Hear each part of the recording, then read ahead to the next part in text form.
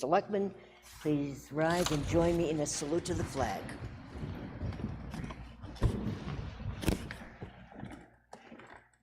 I pledge allegiance to the flag of the United States of America and to the republic for which it stands, one nation, under God, indivisible, with liberty and justice for all.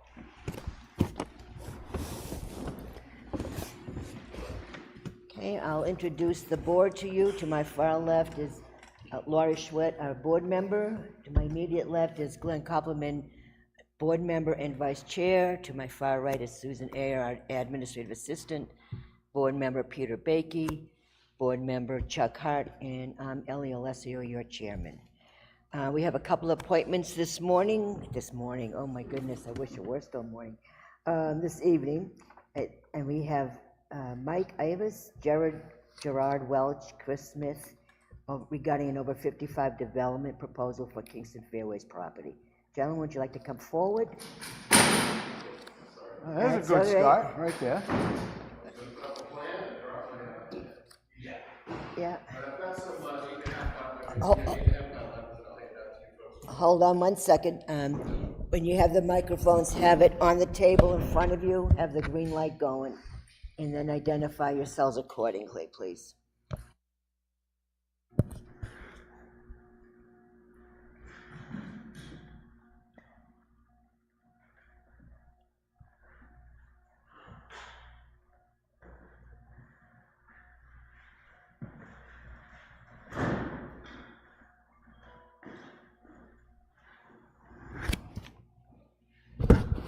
Good evening, Madam Chair. Christian Smith. I'm an engineer with Beals Associates here representing the applicants on this project.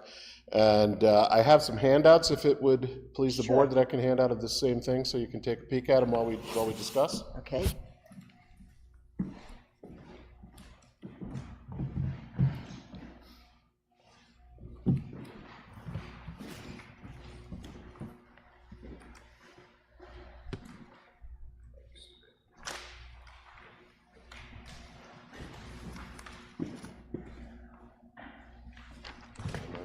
Thank you. Christian, good. How are you?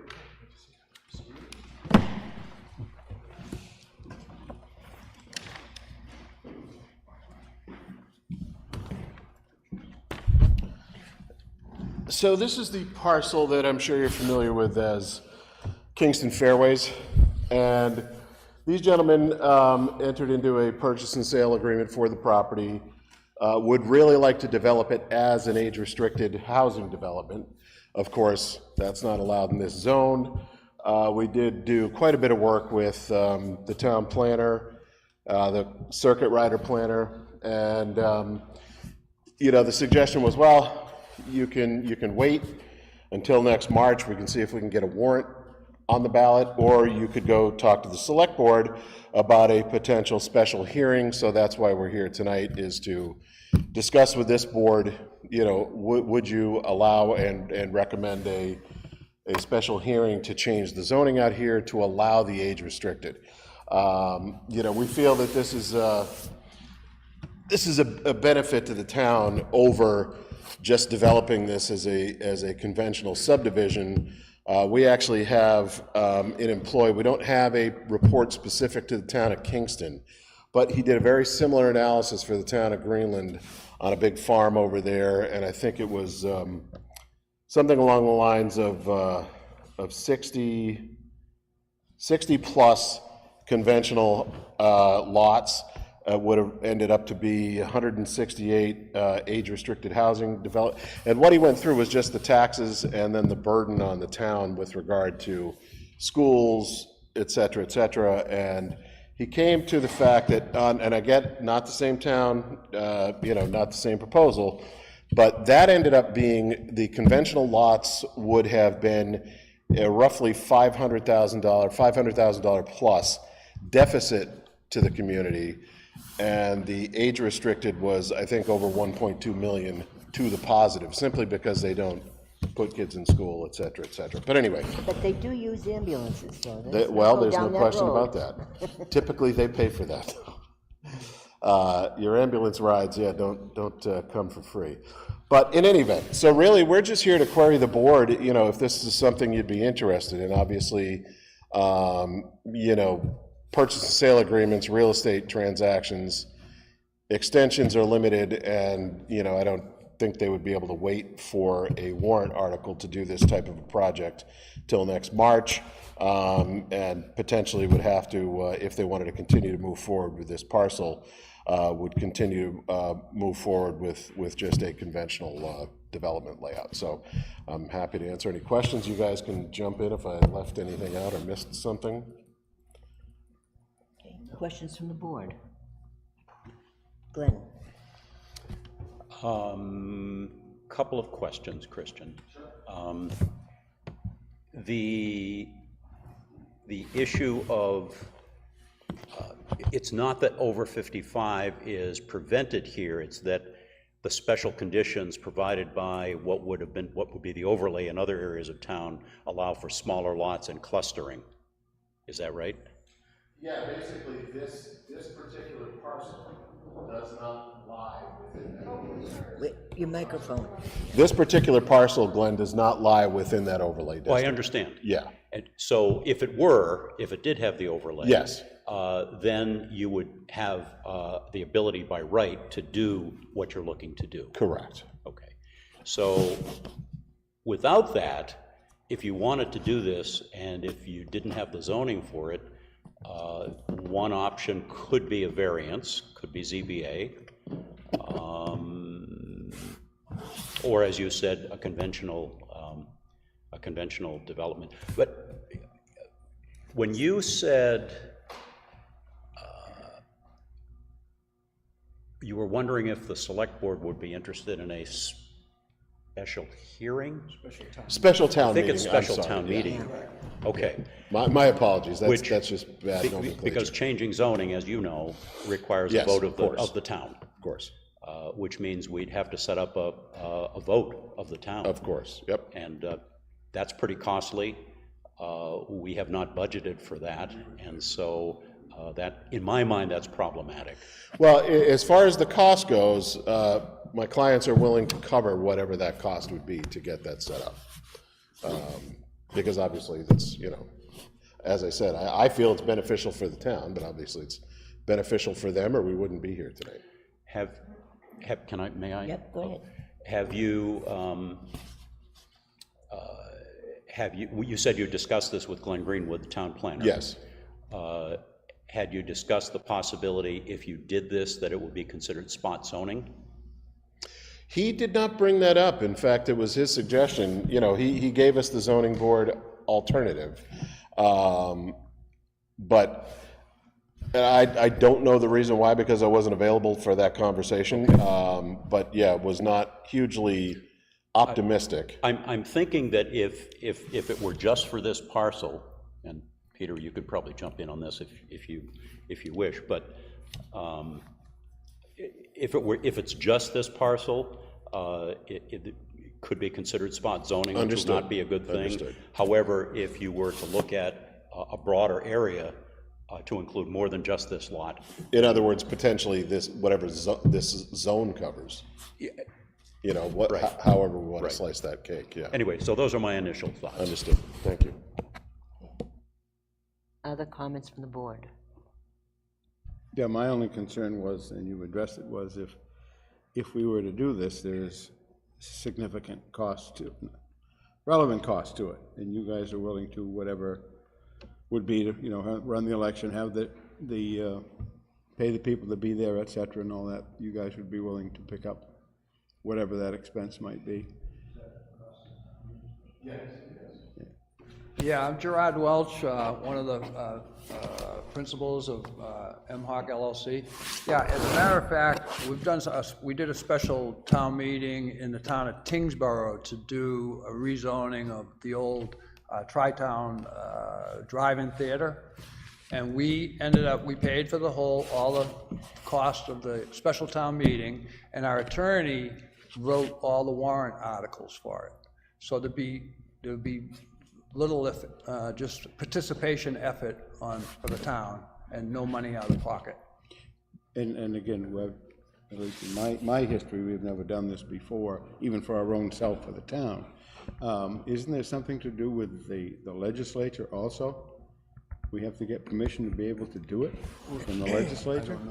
No, I don't, Well, you'd have to go to, I believe you have to go to the judge, Superior Court, right? that's, To do a special town to get meeting? permission to have a special town meeting. I don't, I think it's legislature, I don't know. yeah. I don't know the,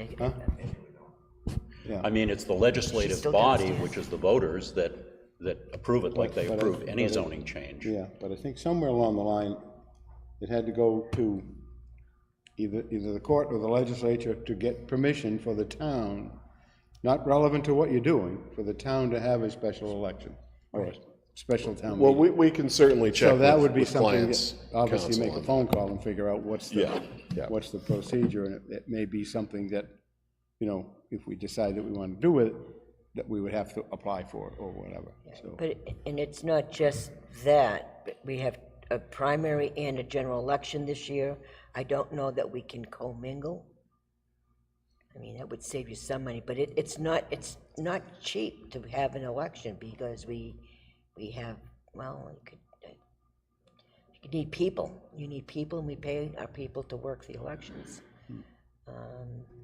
This piece of property we're looking at, that you handed out, is this currently the property down at the golf course, or does this include possibly any future acquired pieces of land to add to it? No, this is just the golf course. Just the golf course? Yes. Okay. In Kingston? Right, just in the town of Kingston, not the portion that spills into East Kingston. Yep. And I gather that the reason you want us to allow a special town meeting is that you don't have to wait till March? Is That's that correct. Yeah. My concern with that mainly is that we wouldn't have the turnout. Now, not to say every turnout is good, but it could be anywhere between 25 and 45% of registered voters in March. And that may not be the case if we had it at a different time of year. Right. So,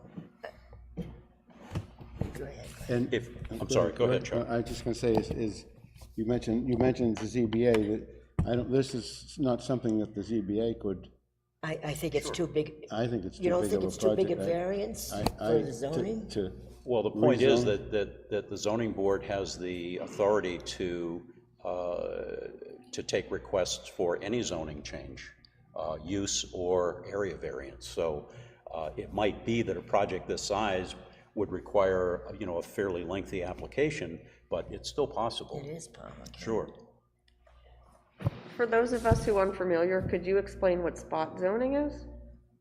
Oh, well, spot zoning is, normally when a town does zoning, it incorporates larger areas of a community, and based on certain desires of the town, like when we looked at doing commercial zones back in the 90s, identified areas of town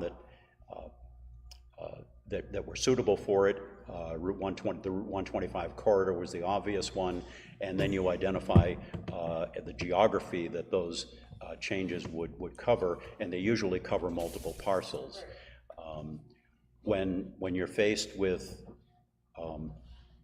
something like this, it's for the benefit of one property and one landowner seeking a zoning change, and it's sort of it's considered spot zoning as opposed to area-wide discriminatory. zoning. Right. Which is why you normally have several parcels combined in it to make a certain, like C3 commercial, so forth.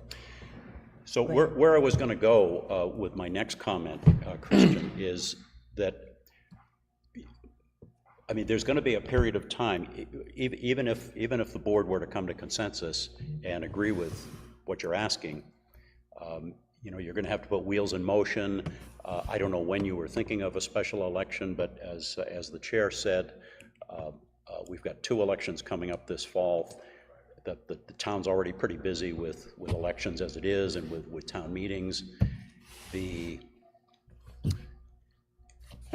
If you were looking at, say, the fall, for doing this, and I don't know if you are. I think that would make the most sense. So- Specific to the chair's comment, you know, at least people won't be on summer vacations anymore if we're into, you know, late September, early October, whatever. So given that, if the way it works, and I'm not telling you anything that you don't know, Christian, but for the benefit of folks who might not understand the landscape, any potential zoning changes would go to public hearing, and as soon as the public notice is done for that, that change is essentially in effect until town meeting. And that public hearing can be as early as the November timeframe. And that would give you time between now and then to clarify whether or not this is or isn't spot zoning, work with the planning board to come up with a potential warrant article to propose, and if you can get the planning board on board with it, then it would be their proposal. They could hold a hearing on it in November, and then it goes to ballot in March. But with the understanding that the change, for all intents and purposes, takes effect as of the public notice for that hearing in November. Granted, you have to wait until March to know whether or not it gets ratified by the voters. Understood, yes. And so there's risk there.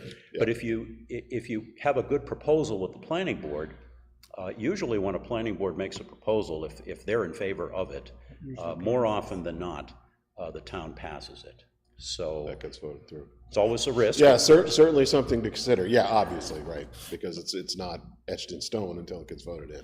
Right. Have you been to the planning board with this proposal? We have, yep. I was just going to mention that. You're still off. I'm Mike Ivas with MHawk LLC. We went before the planning board at a public hearing in March of this year, and there was very strong support from the planning board and from Mr. Greenwood, and a lot of neighbors and abutters came and made comments, and the support was very strong and overwhelming. Not many people spoke against it at all. There seems to be there was a positive feeling for an over 55 or a senior housing development on that site versus your standard single-family subdivision. It doesn't surprise me. Frankly, we have a lot of 55 and over communities in this town, and they're well received by the town. The town has supported them, for many years now. I still have a concern, though, that this might be considered spot zoning, and I think you've got a little bit more homework to do on the legal end of things to verify and convince yourselves that you've got something that's solid going forward. And I think on our end, we need to check to see if we have to get permission, whether it be Superior Court or Legislature, to hold a special meeting. There's some differences because of money. Yes, understood, understood.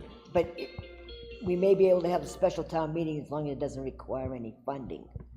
Right. And there are some variations. It's not fresh in my mind of what they have passed up there. They changed things a lot. Yeah, and I think we can figure out the answers on our end in fairly short order with the client's attorneys.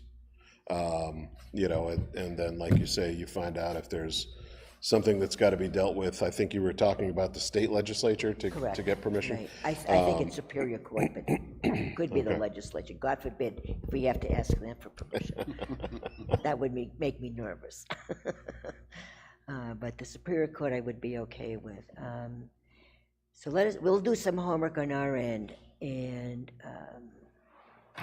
I'm the representative to the planning board, and we're meeting tomorrow night. I'll ask them for some feedback and what they remembered from your original proposal, and we'll have you come back. All right, great. Would it make sense for us to come back to your July meeting? The first meeting in July, or? Sure, we'll meet every other week, in the summer. So we normally meet every Monday, but Okay. not in the summer. July 1st, okay. So that should give us all plenty of time to do some. Yeah, I'm actually away then, but I think it sounds like it might make more sense to have We can their check with attorney Tammy here as well. discussing those matters anyway. Okay.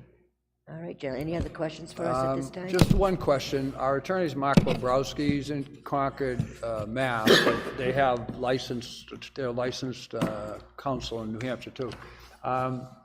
Is there someone he can contact, like the town council for Kingston, or that he could discuss some of the detail of like the spot zoning and the legislation question and so forth? Well, I'm not sure I want your attorney racking up attorney bills for us, you know. No offense, sir. At some point, that might be Appropriate. appropriate. I think at this stage of the game, as the chair said, it might be best for you to work with your own counsel, see if you can come up with what you think is a good answer, and when we meet the next time, let us know what that is, and we might then need to get some advice from our own counsel, and depending on how that goes, then maybe there's a discussion that happens between counsel. I just want to say, thank Susan for setting this up. I reached out to her a few weeks ago. So is it appropriate we will talk to our attorney, and Kristen, we'll get a game plan sort of, but if we have any questions, do I direct them to you? Is that appropriate? Yes. To Susan. Yes, Yeah. yes, that would be Yes. good. Perfect, perfect. Then that's what we can do. And we just keep the ball rolling. Very good. So we'll see you in a few weeks. That sounds good. Thanks for your time Okay, tonight, guys. no Thank you. problem. Thank you for coming in. Thank you, gentlemen. And then we'll do some checking on that as well. I haven't heard the term spot zoning in a long time. Oh, yeah. That's a classic. It is a classic.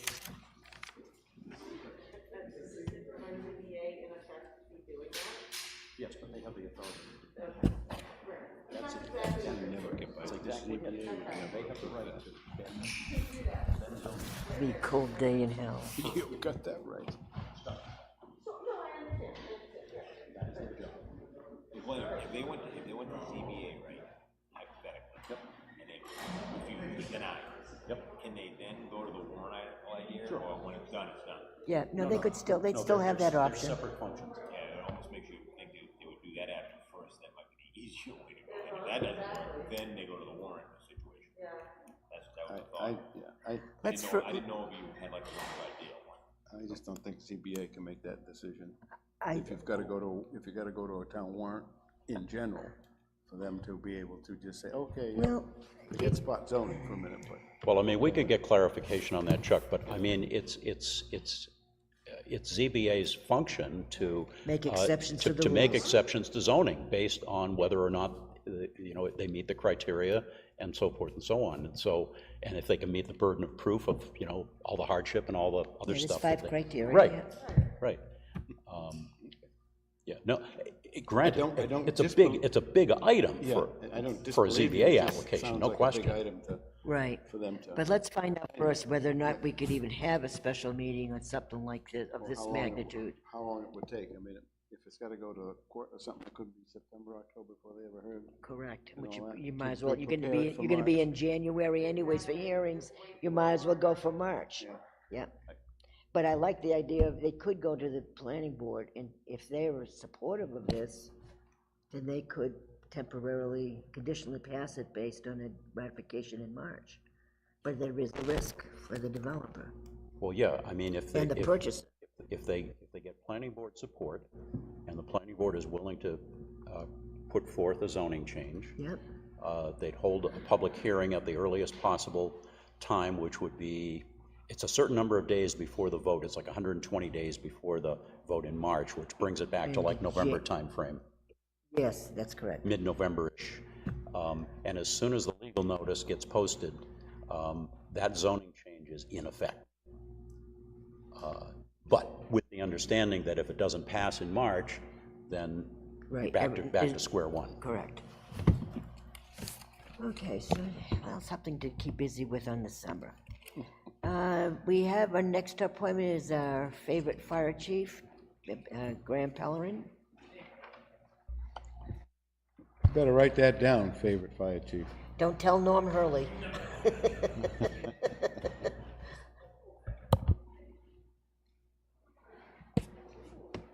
Well, point of fact, he's our only fire chief, so there you go. It's easy to be my favorite then. Well, there you are.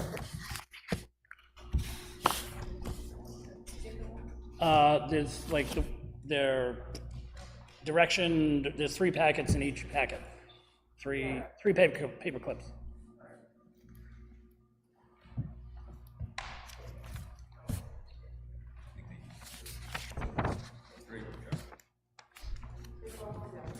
Take one from each pile. We'll get there.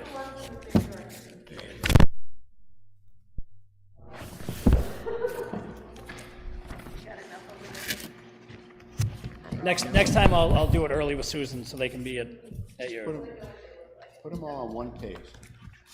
Pull it. well, I wanted you to have all the information if you so It looks chose. like we need another set. I have It one looks like here. you had 3. You had PL Custom, Demirs, and Barron. Yeah, so this would be Braun, Demirs, Braun, Demirs, and PL Custom. PL Custom. Yep. So, good evening. I think I spoke at a department head meeting about the need to replace our oldest ambulance Yep. a few weeks ago. So the current ambulance is a 2013 E450, sorry. It's a PL Custom. We've had PL Customs for the last 2 ambulances. Good product, no issues really. The replacement schedule typically for the ambulance is every 12 years. So the current ambulance is 2013, so that puts us right on track for next year. The product that I'm proposing is the Braun. The other 2, if we were to order one today, it would be 3+ years until we saw the finished product. So the Braun will be here roughly next June. So one of the reasons why I'm promoting that. That was gonna be my question. Is that the only reason, or is No, there no, just, okay? no. So the current ambulance is a Type 3 ambulance. The new one will be a Type 1, which is 4-wheel drive, which helps in New England, obviously we know. Current ambulance has 75,000 miles, unknown hours of runtime. It doesn't have an hour meter, but the problem with like my truck, any fire department vehicle, is the amount of idle time is just like a police car. We never shut them off in case they don't start again. The current ambulance is a 2-wheel drive, so inclement weather it can be an issue sometimes. The new ambulance, again, is 4-wheel drive. The Braun, one of their best selling points, and we actually had Brauns in the town of Kingston before we switched to PL Custom, is the box on the back, the patient compartment, if you will. That can be remounted. He has one ambulance company that has remounted it 14 times. So that means for the next 14 ambulances, we only have to buy the truck portion. So that's a savings in the future.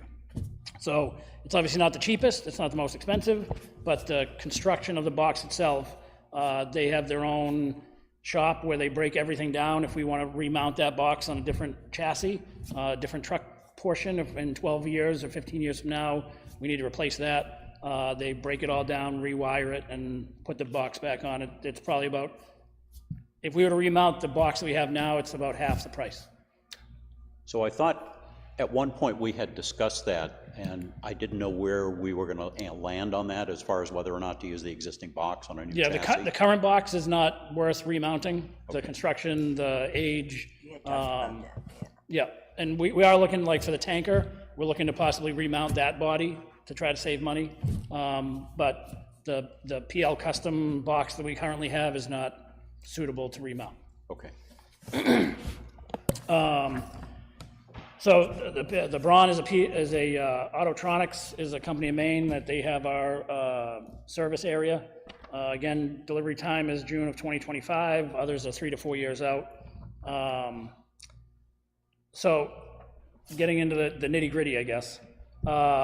If we pay upfront, so for any fire department vehicle that we've ever purchased, we've always paid upfront. We never have lease purchased. We've never leased a vehicle. Talking to a couple of the salesmen, they say if you can avoid lease purchasing, then that's probably the best way to go because of the amount of interest you're going to pay over the years. So if you have the money up front, which we do, with no burden to the taxpayers or out of my operating budget, then it's best. We also get a $5,000 discount to pay up front. They're giving us a $20,000 trade-in for the current ambulance.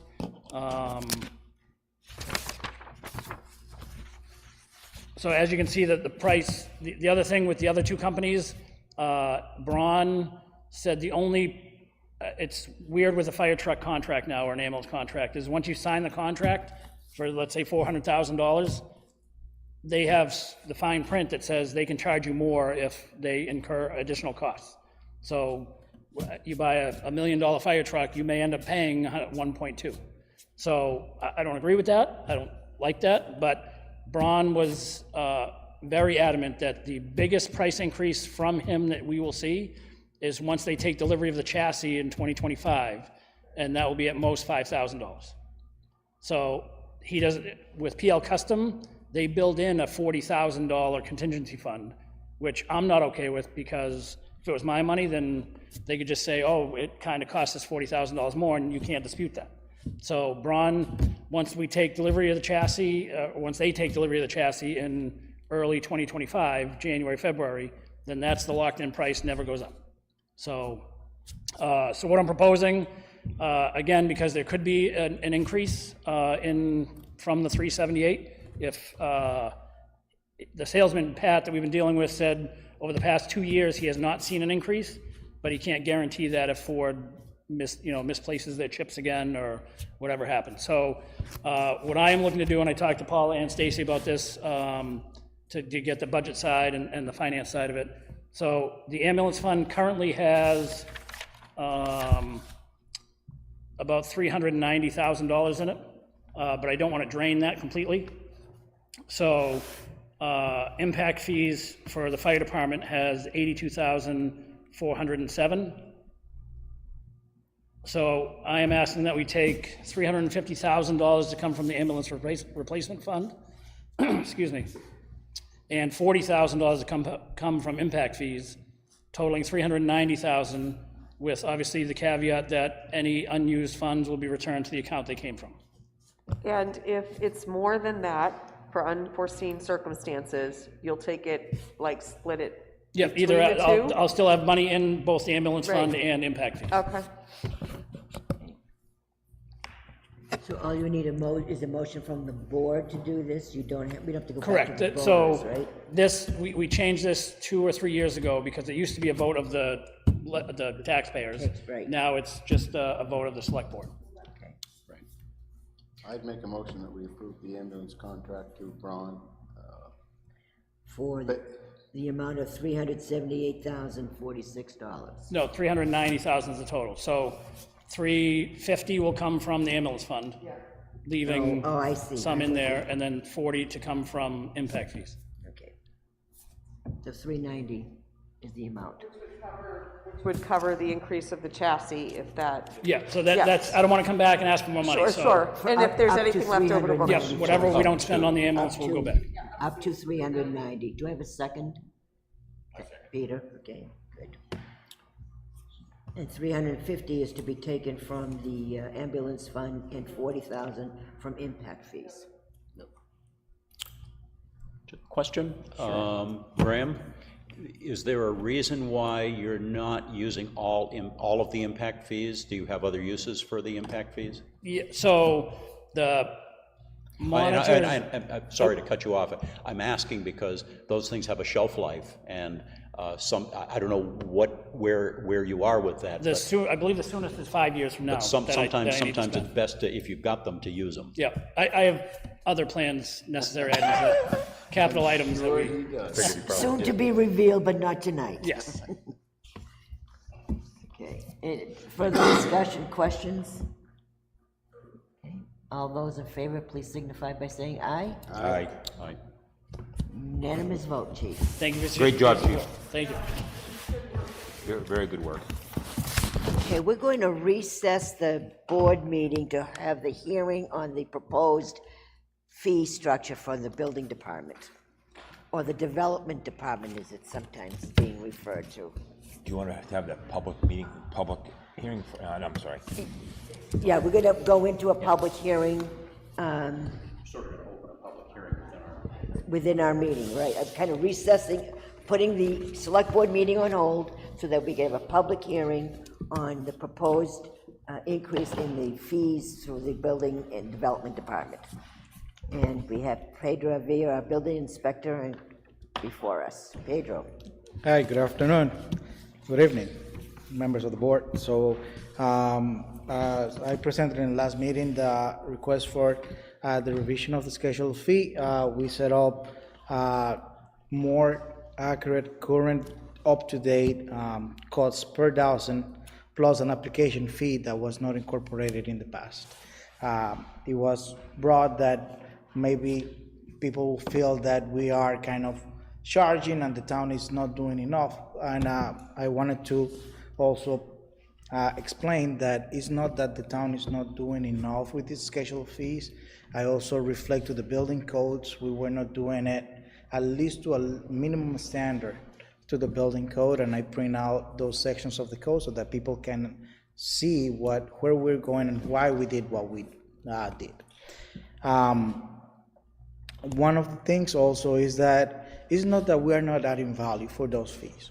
There is a lot of back-end work that goes through this that people don't see, but also on site, I have encountered myself with many situations that require a new application or a change of work order, and devoting a lot of time to pass along the knowledge that I have with regards to building codes, or at least on site through my digital phones and the technology that I have available to me, explain to them what is the code and why I'm requesting those things. And instead of having people coming back to the town, maybe if we can have this application, and when something transpired on site that is not on purpose, obviously, we can help the individual put it in and just make them make a modification on the application. That way there is no extra additional cost to them. I believe that also is a benefit to the applicant, whether it's a resident doing their own work or there is a contractor that has experience in the field and is doing work and situation happens. And we want to be able to solve for them. We want people to do business in town. We just don't want the town to carry with the burden of paying the applications, the inspections that goes behind those areas, and the town carrying on those costs as well. So I'm just trying to balance out the cost throughout the town with regards to all the inspections that we do and the work that takes place behind building permit application and the process of inspecting the work in compliance with the code. Which leads me to also make a reminder that today there is a high probability that it's been signed into law, the new edition of the 2021 building codes, set of codes, and there is going to be a 6-month period for people to get adapted to that, and they're going to become full enforcement as of January 2025. Yeah. Pedro, with the passage of that, is there anything that we as a town need to do to adopt that, or does it happen automatically? Because we will need to state that we want to adopt the new edition of the code. I think it happens automatically. I will get more involved as when we have the House bill and the House bill number and requirements and things like that. But probably there has to be a motion made by the town to become compliant with the state requirements. Yeah. I guess we'd also need to know whether, like this, whether it requires a public hearing and notice and so forth, or is it something that we can just act on at a meeting? So we're going to need a little bit more detail on how that process works, just so we do it correctly. Most definitely, yes. So you'll keep us posted on timing and... Yes, the moment I get the literature on that, I will be able to, probably by the end of the week. If it happens today, definitely you'll hear by the end of the week on my weekly summary, everything that transpired and what are the motions to take in order to be in tune with the current state adopted code. Thank you. Questions from the board? Oh, I have some questions. All right. Okay, so with the new application fee, where did you come up with $67.50? So, some towns are charging $50, other towns are charging $75. Right. Other towns are charging $100. So what I did is, what is the actual cost per hour?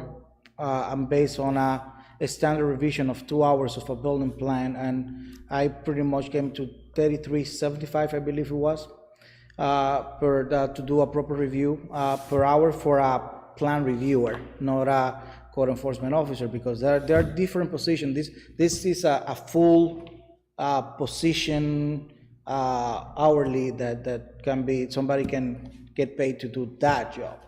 So I came up with what will be not the medium, but obviously not the lowest end, because you require some level of certification to be a proper plan reviewer. I happen to have the certification to be a plan reviewer. So I based that number below the medium cost of a plan reviewer, and that's why. So where is this, I'm trying to understand, because these application fees aren't paying for a salary.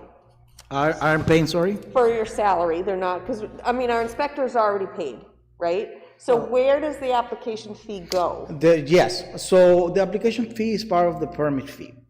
And although they are not paying for my salary, we have other inspectors that work on a inspection basis. Right. But there is a lot of work that has to go behind it as well. And those work has to be passed along to the person having the responsibility to do those inspections, because they are the ones that are going to be involved with the project. So I'm just looking at, I'm just playing devil's advocate here, because we're going from $0 to $67.50 for an application fee, and people are going to say, but they already get paid to do their job. So why are we paying an extra fee that they're going to view as a tax? I mean, it's just more money, right? So I guess I'm playing devil's advocate, because it seems pretty steep to go from $0 to $67. And Most then definitely. some of not all of the fees, I mean, I know you did your homework. I know you did. Because some of the fees went up, others went down.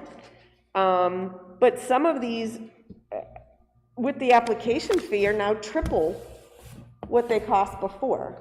So I did an analysis, and actually, as an example, I was speaking with Chuck today, and we talk about a deck. How about a deck? A homeowner that is doing a deck. So average cost of a deck is coming to the town to $5,000. You know, you can tell that that's not the actual number. I'm gonna give you a couple of things that have happened in field with regards to deck. So deck have changed a lot since the last edition of the code, which was, to summarize it very quickly, the code in New Hampshire changed in 2018 from 2009 to 2015. In 2021 actually changed from 2015 to 2018. So in a period of 6 years, the code has changed almost 8 years. So people were not doing things up to par. And when you go to site, and I have encountered rotten sill plates, rotten joist, that increased the amount of work that the person have, because the last thing I want is somebody covering those issues and creating a structural deficiency for the homeowner. Most of the setbacks that I get is, well, people never told us that in the past. I understand that we want to do the things the right way, and those costs are already being transferred to the homeowner. Whether we assess it or not, they're being already transferred to the homeowner. The homeowner is paying the fee, whether they know it or not. So again, back to the deck condition, we analyzed a $10,000 cost of a deck, replacing a 10 by 12 deck. And based on that number, we only charge $65. Was that the number, Chuck? I believe $65 is the excess on top of what it used to be before. There are some other items that are going to increase drastically, yes, because there is a lot that goes behind it. What we want to be able to do is, like I said from when I did the introduction, is to be able to give that service of looking into the detailed specific areas of the job that might not be covered or that they are being covered without we knowing. And we want to provide a service to the homeowner that when they have a product at the end, they have the complete product. I'm not there just passing through 15 minutes, that looks good, and I have to go because I cannot spend the time and give the time to the homeowner. We want to be able to give that time to a homeowner on all the trades and all the inspections that we need to do. So you mentioned it, I think it was the last meeting, you referenced that in the past, we haven't done it correctly. When we're doing a new house or something, it was just one permit fee, right? But we need to have multiple. Do they each have an application fee? Or like, for an electrical, if I'm doing a reno and I have electrical and plumbing, am I doing an application fee for each permit? So for each permit, you can either have an application fee or have the application fee waived. Now, for each permit, you will have to review the application. Make sure that whoever is doing the work actually complies with the minimum requirements of the code, and there is a plan review that has to go in the back end. I think what Laura was asking is, if I'm gonna build an addition to my house, I'm gonna have an application fee, and I'm probably gonna have electrical inspector fee. Yep. And a plumbing fee. Yep, and a general contracting And a fee. general contract fee. But I'm only gonna have one application fee. Yes, For a project. for a project, it's only one application fee. So let's say you're renovating your kitchen. Yeah, Oh. right, Yeah, exactly. something like that. Yeah. That would be one application fee. One application fee. But Plus there would the be, other there would be separate other items that were part of the project. Most definitely. On Plumbing, top of, electrical. not only that, there are projects that does not require a building permit. So, but it requires you to have a permit to be revised, and that's part of the application fee that we're charging, because not necessarily you need to have a building, electrical, plumbing, mechanical at the same time. Somebody can be just changing a boiler, replacing a boiler. We are charging $100 for a boiler replacement per the existing fee schedule. We were charging $75. Well, I believe I spoke with Dave Fields, and he said, well, I have to be there at least 2 times. So the town is being charged $100, the town is only charging $75. So that application fee is covering that excess, and the time that somebody's gonna take in the back end to do the review, the proper review, making sure that it's compliant with the code. And why is important to do a review that is compliant with the code? When already in the 5 months that I've been with the town, I have encountered that when people submit applications and the applications come incomplete, or there is something missing, and I say, I will revise that in the field, I encountered that the mistake that were shown in the application transferred directly to the field. So we want to make sure that we are tackling that, because that signifies 2 things: time for the contractor and money, and that get translated to the homeowner, or the business owner. So we want to do that at the beginning. That way we can minimize. It's not that it never going to happen, but we can minimize the amount of time that happens. Other questions from the board? I do. I just, one more, sorry. Yeah, good. So I'm just I'm just looking at it from a person who does a lot of work on their house, right? So under electrical, I have bath remodel. That's $100. Well, I'm sorry. Now it's $75 in the application fee. And then if I go to plumbing, and it has fixture replacement, so if I'm doing a bathroom, I'm replacing, for a plumber, I'm replacing my shower, I'm replacing my sink, and I'm replacing my toilet.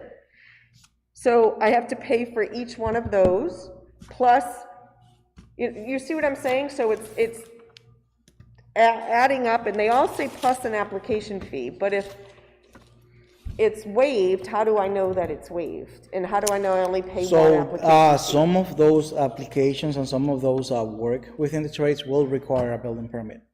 I used the toaster example. When you're replacing a bathtub, it's not like you're putting a sandwich in a toaster and you're pulling it out once it's hot enough. It takes removing the shower. If there is a structural conditions that has to be changed and mitigated, that's why the building inspector has to be there once everything is removed to assess what's going on with the framing. Assess if there is a mold condition that will require for you to change all your studs and bring it to a health condition that, a condition that mitigated on site. So it's not that there is only one little step. There is a lot that is involved into that, and that's why it's the fee on that. You don't need to charge an application fee for every project, but we need an application fee for every specific project. So I gotta be honest with you, when I look at this, right, so I'm in the building trades and I'm pulling permits quite often. I'm looking at the numbers, and there's a lot of these, like she was just talking about the bathroom remodels. It used to be $100 for a fixture replacement cost. Now it's only $10 per fixture plus the application fee. So you're only talking like $15, $18 for a bathroom remodel upgrade. I got to be honest with you, I'd like to actually know when the last time the town of Kingston has looked at this, because I think the numbers. 1932? Well, I'm telling you, I've pulled permits in this town before, Yeah. and I know the permit structure was way off compared to other towns, and I do know that a lot of jobs require multiple inspections, and I can guarantee you the inspectors aren't gonna go out there for free 2 and 3 and 4 times. They're gonna be billing us, and that has to be covered. And I understand that he has a position in the town full-time, but our inspectors do not. And they're submitting us bills for multiple inspections, and the fees aren't even covering it. So I gotta be honest with you, some of these fees I'm looking at are still a heck of a lot lower than some of these other towns that I've worked in, and again, have pulled permits in this town in the past. I knew they were way out of whack. So it's a shock. I think it's a shock to somebody looking at these, because they haven't seen what, I don't want to say other towns, but our schedule, I think, has just been so long since it's been updated and looked at. I don't really see any problem with this. I think it's pretty much all in line. I'm going to ask for comments from the floor, and if someone would like to speak to the issues, come to the table, state your name and address. Or not, if no one wants to talk. Rick, sure. Have a seat. Thank you, Rick Russman. I would agree with Peter. I think it's time to bring this into the 21st century and get it right. And I think Pedro's done a lot of work on it. I think he's got it right. So I hope you support it. Thank you. Any other public comment?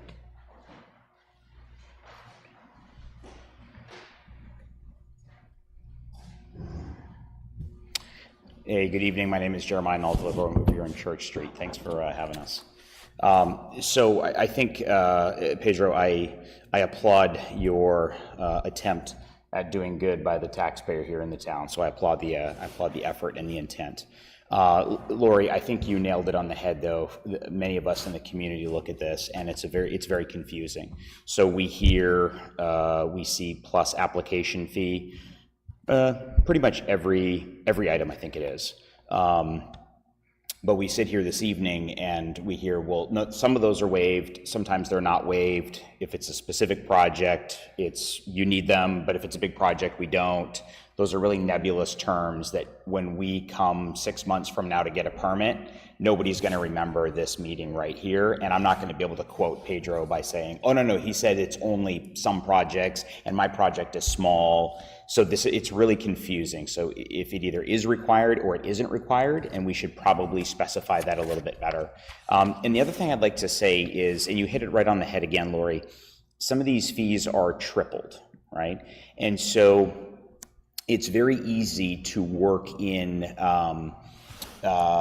I guess, higher language that says things like, well, there's a lot of behind the scenes work, right? That's arbitrary, right? What does that mean?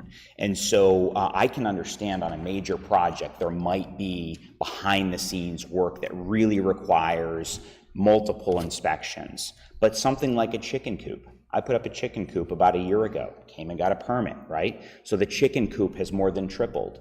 That doesn't take more than 15 minutes to look at a plan for it's a little chicken coop, right? And so we can say there's lots of work behind the scenes. And for some projects, there might be. But for many of these projects, there's not, right? And so I think if we're gonna do right by the taxpayer that lives here, and I look around and I live on a street where most people are elderly, most people are on fixed incomes, and there's a lot of houses on the street that I would love to see work done at those houses, but I'm sure they can't afford to do the work, and they definitely can't afford triple when it comes to the fees for them to get the work done. So we have people that have holes in the roofs, and they want to get it fixed, but now it's increased by another few $100s. And we might sit here and say, well, it's a few $100, come on, right? The town needs it. Well, a lot of these folks can't afford that, right? I can, but a lot of folks can't. And I think we should probably keep that in mind as we're looking at the folks in our community and this sort of fee structure. I think we should be really clear about what these nebulous terms mean, and then really dive down and say, some of these projects, they might require some additional inspections, but a chicken coop, I can't really validate that, right? And so I just think there needs to be a closer look, to Peter's point, maybe some of these do match up, but I'm telling you some of these don't, right? And there's a lot of people in this town that just can't afford to shell out that kind of money, and so guess what they do? They don't take care of their home. So if we're truly concerned about the rotting sills and the holes in the roof, the way we take care of them is not by increasing the prices of them getting the work done, right? And I know there's a happy medium, right? We gotta kind of, maybe increase a little bit other places, but we also have to consider that's maybe not getting the work done and actually helping their health and their safety at their homes, right? So I just wanted to share that. I've been listening to the meetings. I listen to every single one of these meetings. I can rarely come because of my other commitments, but I wanted to come tonight because this was important enough for me. And I've been listening, and sometimes it's hard I listen to the video and I'm like, what did he say? What did he say? So I wanted to be here tonight to hear it and then at least make that comment. So I hope that comment is taken with the utmost respect and good consideration. And thank you all for what you're doing for the community. Thank you. Thank you, Mr. Minot. Mr. Hart. Speaking of chicken coops, which was my little note here, and Pedro and I talked about this a little bit. You have a chicken coop for $25, and then you're going to pay, $67.50 for an application fee to do the chicken coop, or a storage container that somebody's going to park in their yard, and they're going to pay the $25, and they're going to pay the application fee. And these are very small items, and we talked a little bit about that, and the fact is that something that obviously he has the ability to waive the application fee for a $25 chicken coop, if that's what he wants to do. But should we pick an amount, for the lack of a better word, and if a project is $5,000 Or less. that that particular thing, the application fee would be waived, or there wouldn't be an application fee. So, if you don't mind me to interject on that comment, and I appreciate it, thank you very much. One of the biggest things that is that when people say it's just a chicken coop, it's not just what goes with it. What are the requirements? It's just a chicken coop. Well, it still is a structure. Still, you need to comply with zoning. Still, you need to comply with ground snow load. Still, you need to comply with wind load. Still, you need to comply with proper base to secure it to the ground and proper means to secure it to the ground. If those things doesn't take into consideration, it's not a 15-minute review. And the last thing we want is just a chicken coop. Let's lower the fee is not the problem. The work that goes behind it is. Now, what happens if that chicken coop on a windstorm goes flying to the next door neighbor? Well, Did we do the job correctly? You're not saying you're going to charge a $25 permit fee, so you're going to look at it. Somebody's going to look exactly. at it. So somebody has to look at it, and that's exactly what I'm saying. It's not we cannot simplify the structure for little that it is. We have to treat it as a structure. Now, there are structures that are exempt from permitting, from our ordinance. They have to meet a specific size. Per the new building code, I already have the addition of the code. Any structure that is 200 feet and under does not require a building permit. Right now, 100 feet and under requires a building permit. So we're gonna have higher information with regards to that. So let's say that chicken coop, it's a 10 by 10, 100 square feet chicken coop. Perhaps they started January next year. We can say, well, you don't need a building permit for that. However, our ordinance requires that you get a permit on that because our ordinance might be more restrictive than the building code. Although we're revising it to match the building code, but it can still be more restrictive than the building code. And we can say, we can waive the application fee based on the structure that it is. And just put a simple fee. Anyways, it's only me that is gonna be doing the inspection.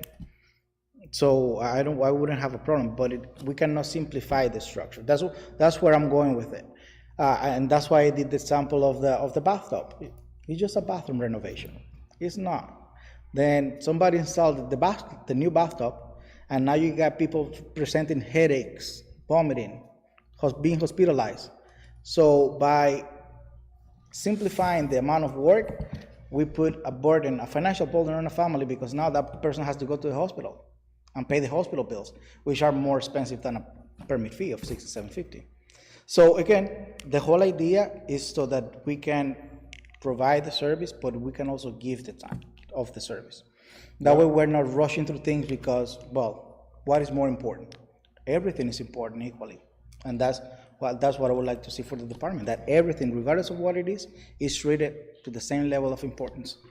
What I would be afraid of a little bit happens when you mess with the trash and get too expensive for the trash, you just go take it, throw it in the woods. Well, if I'm gonna build a chicken coop and I know it's gonna cost me $100 to build it, between the fee and the thing, I'm gonna build a chicken coop. I'm not gonna worry about getting a permit. People do that anyways, Chuck. That's what I'm saying. We're not gonna So- eliminate But that's the other thing, and you're right.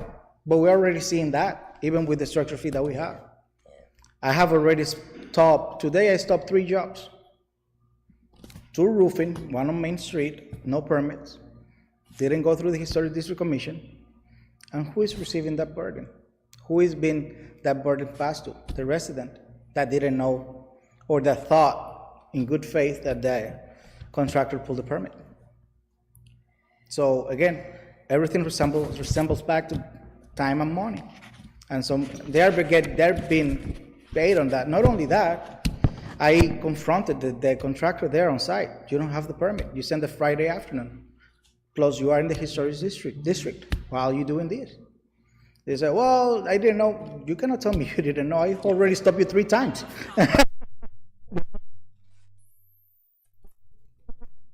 To me. And then I went ahead and explained, well, you need a permit. How much? You said that this job is costing you $13,000 in front of the owner. And the owner opened the eyes, $13,000? I pay $18,000 for it. And you go, okay. They already being charged, the customer.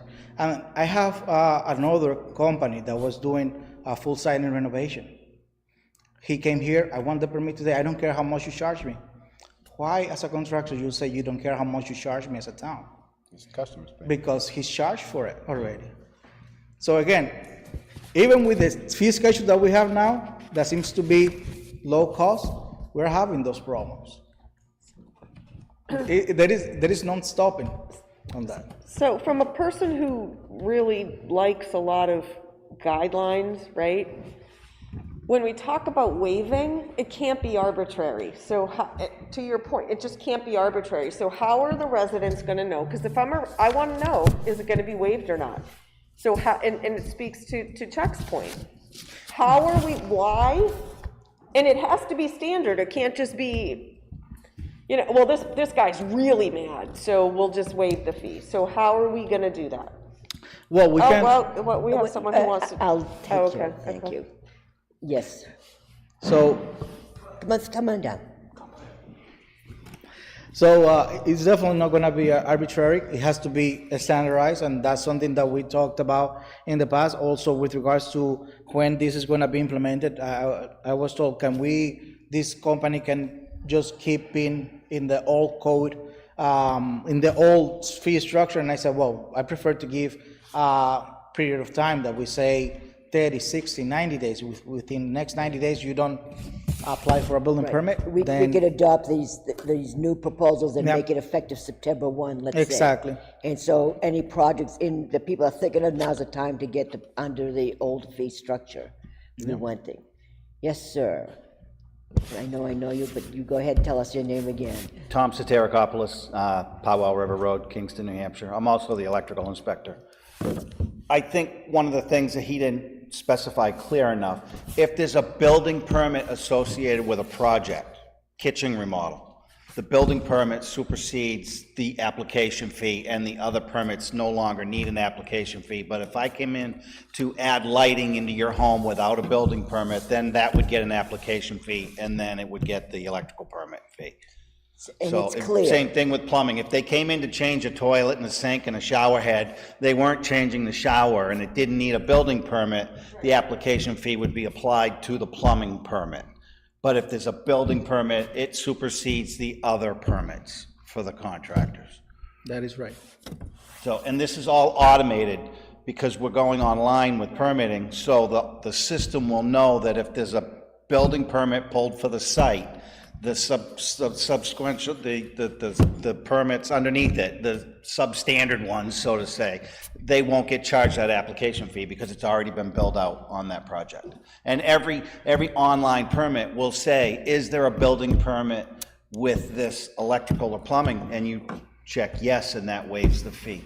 So I'm looking at the schedule, right? So on the under building, there is remodel, kitchen and bath, and it has the new fee structure. So what you're saying is I shouldn't look at the other pages under electrical or plumbing for a bathroom remodel because it's covered by the building remodel. Well, the application fee is covered by the building remodel. Yeah. There wouldn't be one on the electrical side, but let's say let's say they were doing an electrical bathroom remodel where we're changing devices and lighting, Right. and exhaust fan. There's no permit for the building side of it. They're doing nothing structural. Then the application fee would come under the electrical permit. So there's two application fees. There's one for the electrical and one for the Only if building. there's never two application fees. There's only one. Per project. Per project. If you were doing a bathroom remodel and there was no building permit, you Right. would pay the application fee for the electrical permit. If you did a bathroom remodel that was structural and it had building permit, Yep. the application fee gets applied there. Yeah. And then plumbing, mechanical, electrical, nothing else gets charged an application fee. It's strictly just the electrical fee. Just the electrical part. So of it. you're either gonna have an application fee or a building permit, That is correct. almost. They're always gonna have one application fee. Right. Yes. If they- And right now, within the instituted policies that I created in the department when I came on board, we started that process of when Tori received a trade permit, she will consult with me, Pedro, they are doing this type of work. And I read the narrative, and I come back and I talk to the trade contractor. Are you doing anything other than just removing the top or just changing this light or this fixture or whatnot? Yeah, well, right now the walls are open. At that point, I said, well, you don't have a building permit. We can no issue this permit until the homeowner, the contractor, whoever is doing the work there can come down here and apply. So if that was the case, that application fee, that application is gonna be on hold until I have a full building application. I review my application, issue the fee, and request for the application fee plus the cost fee, and then Tori will issue the trade application without application fee. So we're getting the virtue of an explanation in this room, but there's gonna be hundreds of residents who don't, and they're gonna go, oh, all right, I got a bathroom remodel, so that's, $425 for 1,000 feet plus an application fee, and then I have bathroom here, and then I have bathroom here, But they're gonna be doing that all online. They're gonna do one Yeah. place. But is it explaining it? Like, people are gonna see the schedule of fees, we're posting this on the website, right? So people are gonna look at the schedule of fees and not understand it, so I'm struggling with it, and have an explanation, so I'm thinking about the residents who are gonna look at this and go, I wanna remodel my bathroom, but looking at this, it's gonna cost me $500 just for a permit fee. And that's when the 603-642-3342 come in handy.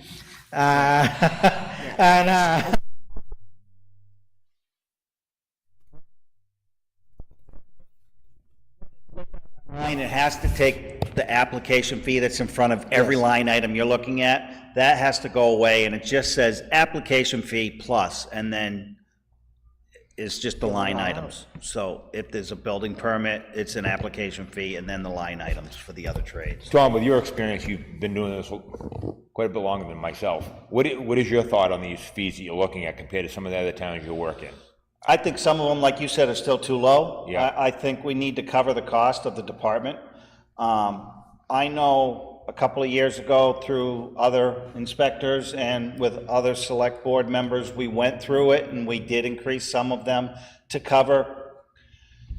Electrically, I went through and everything was covered for the time that I had to go out. I made sure that none of the electrical permits were underpaid for the amount of trips that were involved. And if they needed extra trips, Tori would call me and we would add more inspections. I think plumbing is lacking on some of it. Dave didn't have everything covered, which is no fault of his. He came in after that fact too. So we're working with what we've got. And as far as what Chuck had mentioned, and it's not against you, but there was a town very close to us that used to have no permit fees required if you did a job under X amount of dollars. Nobody ever did any work in that town over that X amount of dollars.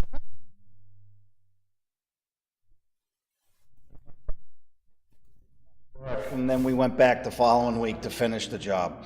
So you There's can't. always a way around things. You can't implement a fee like that. So, but I do think they need, I understand this gentleman's point, and I don't want to create a hardship in town, but we need to cover the department costs, and part of the costs are going to be, which also may come into play with the application fee, is the online permitting cost. That's covered for 2 years, but not after that. So we need to bring those costs in. Thank you. Okay, any other public comment? Mrs. Dion?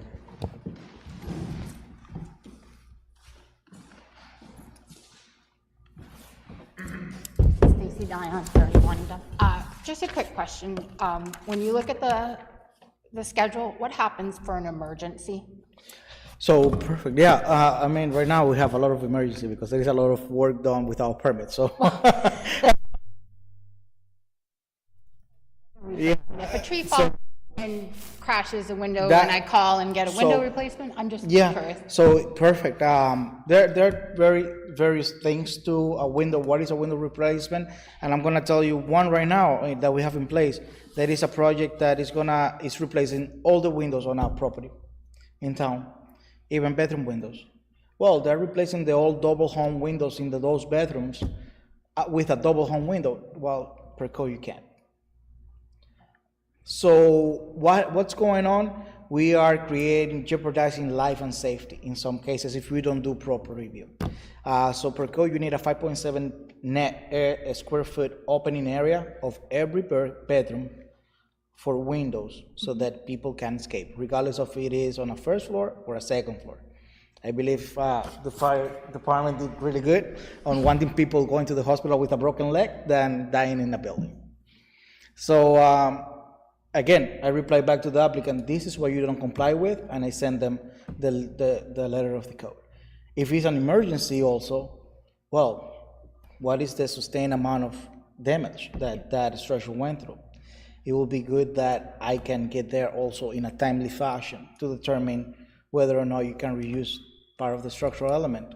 So is that going to be part of so like I look at it as, I don't know, I'll use furnace, because, well, come middle of winter and my furnace dies and it's Christmas Eve and I call and get somebody to come out and they replace it, how does that work? I So- guess that's, I think when I look at these structure fees and some of that, I think about emergencies and having to replace something, because you have like fixture replacement and furnace replacement or window replacement of emergent, like our true, my furnace isn't working, my well pump isn't working.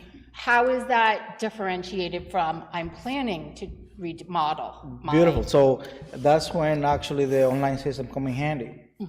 Because as a town, we can only depend on the honesty of the people. And not that people are dishonest. If they don't come to the town, they have life. They have situations. So that's why the online permitting comes in handy. Okay. Because it will automate those processes. And people will be able to do those applications and get the permit right on the spot and print it out right on the spot, and a schedule inspection for the next available date right on the spot. So we're not treating emergencies different than planned? No. I'm just asking. No, and in the next, if the emergency involve an insurance to be in there, I mean, Yep.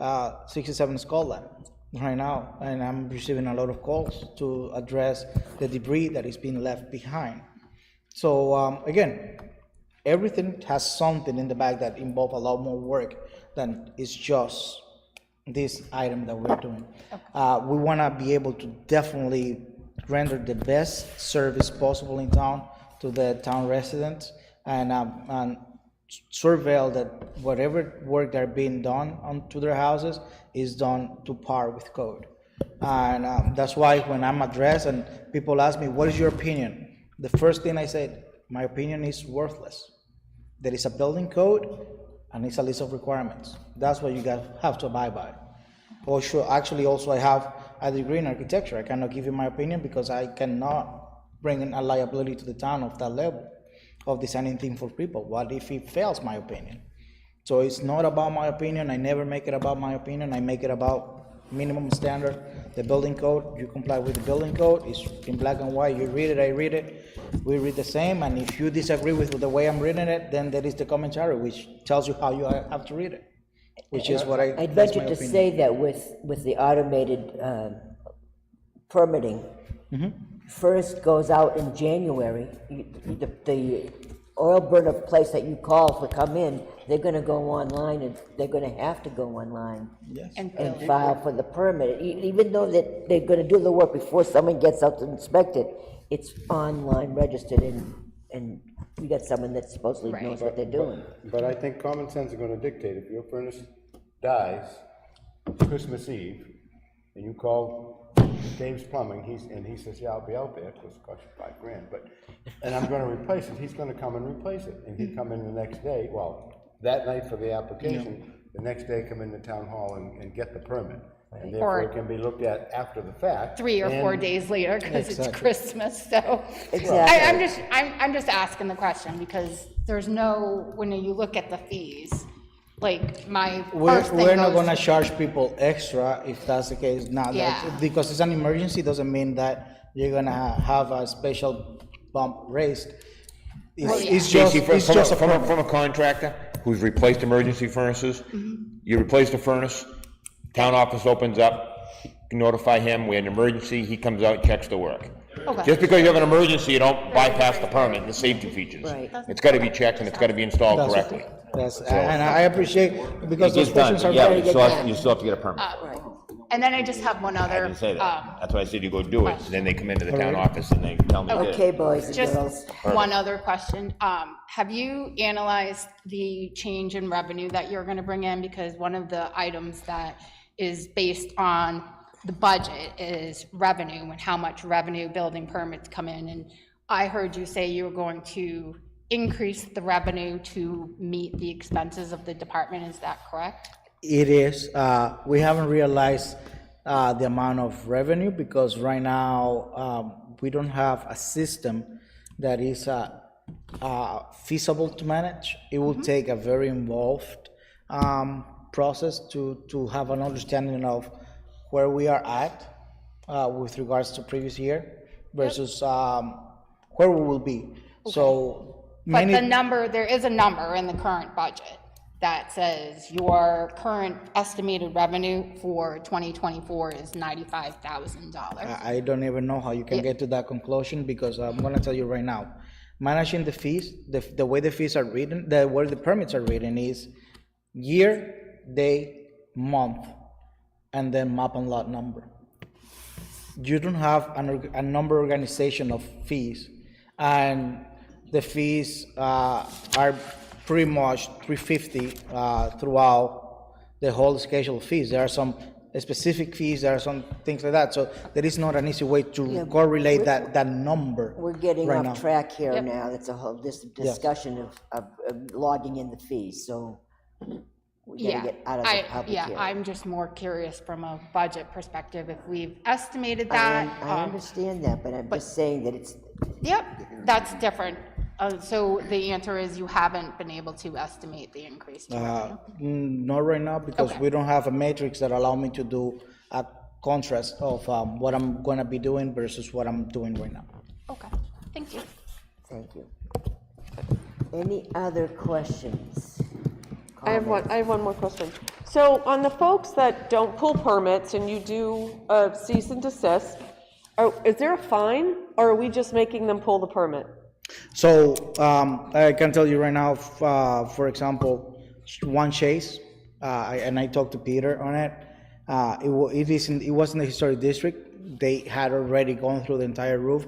There were 2 chimney parapet flues that were not real, but they knocked it down, and they didn't get approval from the historical district commission.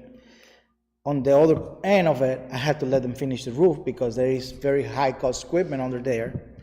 And to this date, they haven't placed a care for what's gonna happen next. It's been me following up through. We don't have a specific set of things that I can say based on this ordinance, I'm gonna be charging, extra amount. So we have, because it was a first offense, I told them we just need to figure this out, mitigate the issue, get a resolution, and move forward and get this going. With other companies that are reincident on the matter of doing work without a permit, I have sent in writing. I have already talked to you in several occasions and the occasions, and explained from this point on, the next violation is gonna be twice the permit fee what you're gonna pay because of working without permit, because there is no reason why. So twice they're the not permit happening. fee, is that what you just said? Yes. And we have that in writing somewhere? Sorry? We have that in writing somewhere? There is some writing within the ordinance. There is a $200 fine for not abiding by the ordinance, the zoning ordinance. And then within the building code, it is within my purview to determine what the fee will be if they are in violation of the code. In this case, it can become a hefty amount and even involve legal fees, which is that, like I said to the general public, the intent of the town is to get people to do business within the town, is not to make business of the town or out of the town.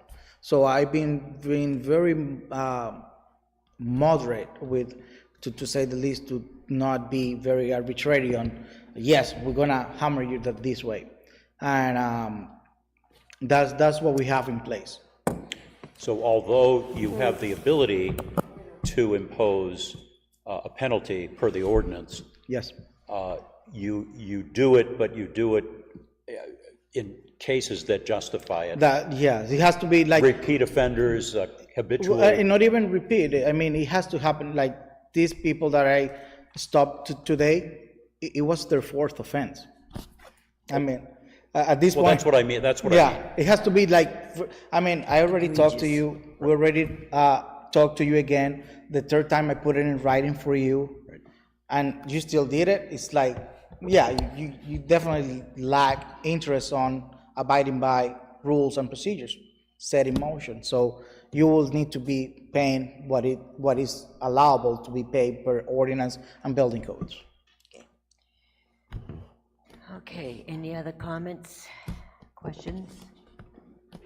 All right, I will close the public hearing at 7:55. And ladies and gentlemen, Mr. Koppelman. I'll put a motion on the table for discussion purposes. That gentleman's comments notwithstanding, I certainly understand them and can appreciate them. However, our building inspector has, in my mind, done his due diligence in putting the fee schedule together. I mean, we've had some testimony indicating that some of the fees are probably even still too low.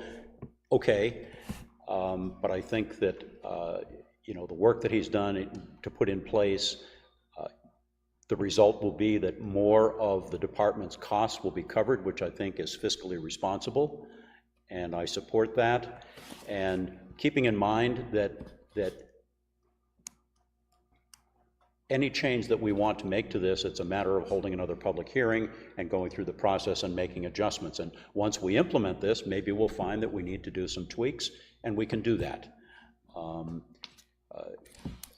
I'm assuming the motion is to... So I was explaining, but my motion is to approve the revised fee schedule as proposed to us by our building inspector, and that it take effect on August 1st. I think 90 days is too long. So I'm going to propose August 1st, which is close to 60 days. Yep, a second. Further discussion from my colleagues. I think that we need to have more clarification around this for the general public, because we raised a lot of questions, and I just think there needs to be some clarification about when an application fee would be waived, at whose discretion it would be waived. And I hear you saying, you know, the software is going to take care of all of that, and it's going to check and make sure that there's an application fee for the building, but people are not going to understand that. So I think we have a lot of work to do in making sure people understand this. Or you're going to be spending a lot more hours explaining this to people. Any other comments? Ready for the vote? All those in favor, please say aye. Aye. Opposed? Motion carries, and the fees go into effect August 1. So that means anyone else that wants to get something done sooner, go under the old schedule. And I think Mr. Sweat's comments are pertinent, and that there's going to be some tweaks. I really do believe that we're not going to fix everything at one fell swoop, and we rely on Mr. Avila to come before us and say, we're having a consistent problem with X, Y, or Z. We need to do this to remedy it. And your fellow inspectors will be able to may come up with some other issues that did not come to surface, but I think we need to move forward and update the fee structure for the codes. Permits. And on just tangentially, we talked briefly about fines and penalties. I feel like we need to do some work around that too, because if those aren't being standardized and enforced, then why should I, if my permit fee and application fee is $2,000 and there's no fine, well, you know what I'm saying? So I think that's something else that we need to take a look at. To be considered. That goes along with this. So. Ellie, to piggyback on what you were saying regarding Laurie's comments, I think they're valid, and I would hope that our building inspector would take those comments to heart, and the more that you can perhaps put some meat around this as far as explanation or process, if you will, or something, so that if someone were to look at it, they'd be seeing something more than just the fee schedule. Maybe there's some narrative explanation that would help them understand it. And I'm curious to see how the online application process works. I think that's going to take care of some problems, and it may create new ones. And we won't know that until we get it fully implemented. Yes. So it'll be a work in progress for sure. And I thank you all for coming tonight and commenting. Much appreciated. Especially you, Mr. Knoll. Okay. And Pedro, you did a great job on this, by the way, so it's not personal. Thank you. I appreciate it. I do 100% understand, and everything that I do, especially with regards to the office, actually, I got input from all the inspectors. It was not just this is my way or the highway. I believe the more opinion we can have, the closer we can get to that perfection point where we can tackle all the items. So your comment are really amazingly welcome, because that will help us to actually fine tune this permit schedule to serve the purpose that we wanted to serve. So I appreciate it. Thank you very much, Pedro. Okay, public comment. Chief Pellerin.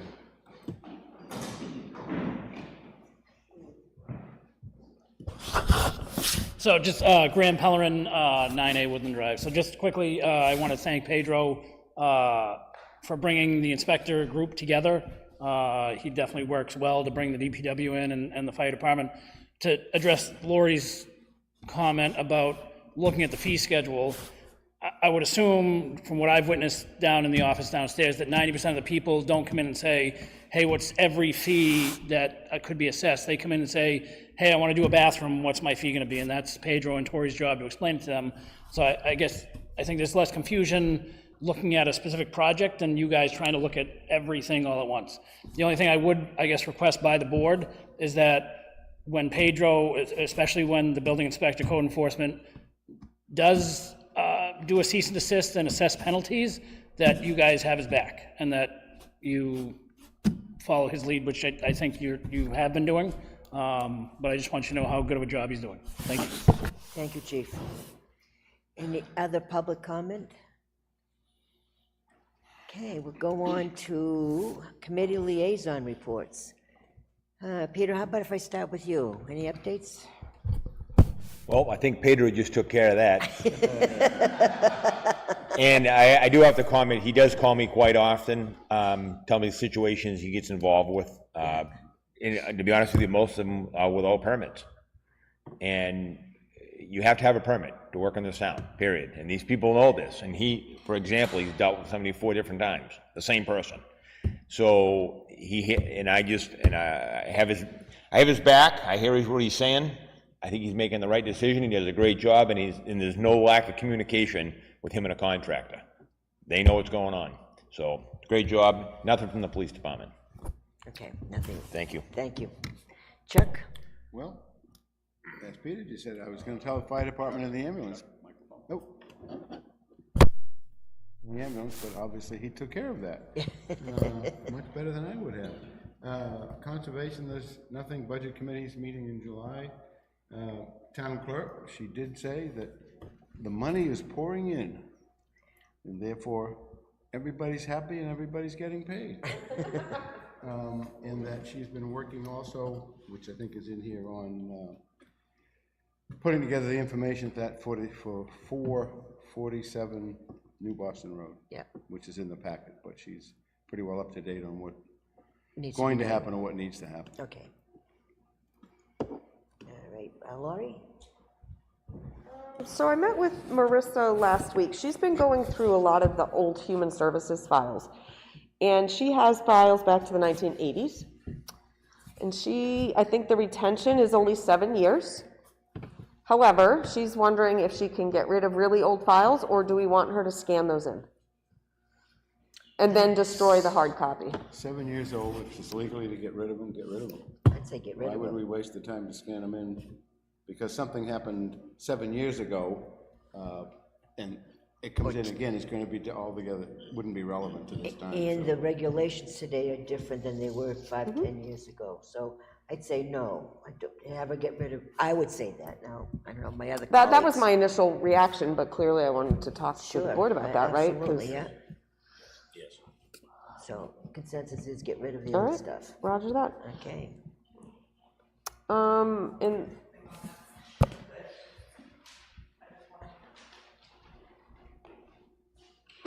Tammy and I are scheduling a shredding for our documents sometime this summer. So if she wants to set them aside. With that said, anybody here that's scanning or getting ready documents, I know Partners is having a big truck come in there, and their date's posted on the wall up there.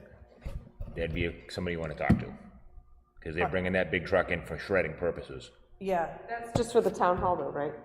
Is it just for the town hall? No, they're gonna No, set a big Congress truck is up. doing it for the customers, right? I think they're doing it for the Customers, community. Okay, We Okay. have All right. in our budget shredding, because we Yeah. have tons and tons of stuff downstairs, so that her stuff can. all be right, just make included. sure you let her know the date, and Yeah, then, fine. yeah, because Okay. I think she could get rid of them, but, and then, for the Memorial Day, Glenn and I, were there for, the service after the parade, so we represented the select board. Thank you. And I think that's it. Did you ride this car? No, I know, right? Which car did you take? It was great, it was a great ride.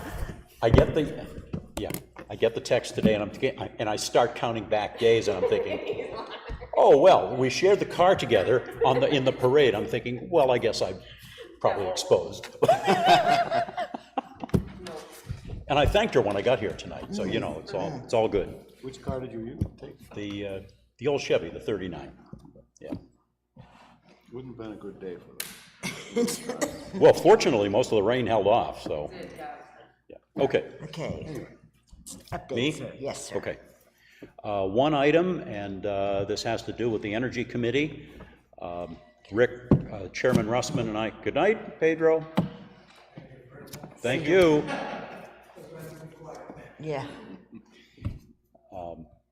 Chairman Russman and I had discussed it and reached out to the Energy Committee, and we have a date for a meeting. I think we copied the Select Board specifically by email so that you folks would know when the meeting was happening in case you were interested in attending. It was June 20th. It's on June 20 at 7 o'clock here in Town Hall.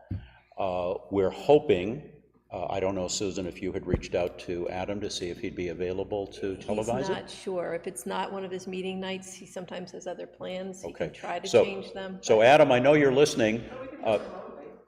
He can start it and stop it remotely. You Okay. might need We're- someone here. We thought that with the subject matter being what it is, it would be nice if we'd be able to televise it and, you know, have it available on YouTube. But it's going to be an initial discussion on the concept of community power. And there will be a couple of guest attendees, someone from Community Power Coalition of New Hampshire, and also someone from Exeter, right, Rick, from their Energy Committee. Now, Exeter has already gone through this process and has adopted it, as have many towns in the area. And so this is just the start of the discussion on it, but it should be a good meeting. So if you want to attend, that's great. Otherwise, hopefully, we'll have it available on YouTube for your viewing pleasure later. And so more to come on that after we have that meeting. Excellent. The only thing I have to report is the Wage Matrix Committee met last week, is making progress. We'll be together again another 2 weeks, I believe, and moving forward accordingly. It's starting to fall into place. And that's it. Old business or unfinished business, a point of entry treatment system project update. The RFP has finally been approved for posting. And Yay, it has been team. posted, yes. Susan, would you like me to give a quick update? Sure. Or would you like to do it? You go ahead. Okay, all right. So Susan and I were on a call it was on May 30, whatever day that was, last week, with Thursday, yeah. Thursday, with the folks from the engineering company that's helping us get the RFP together, which is Verdantis by name.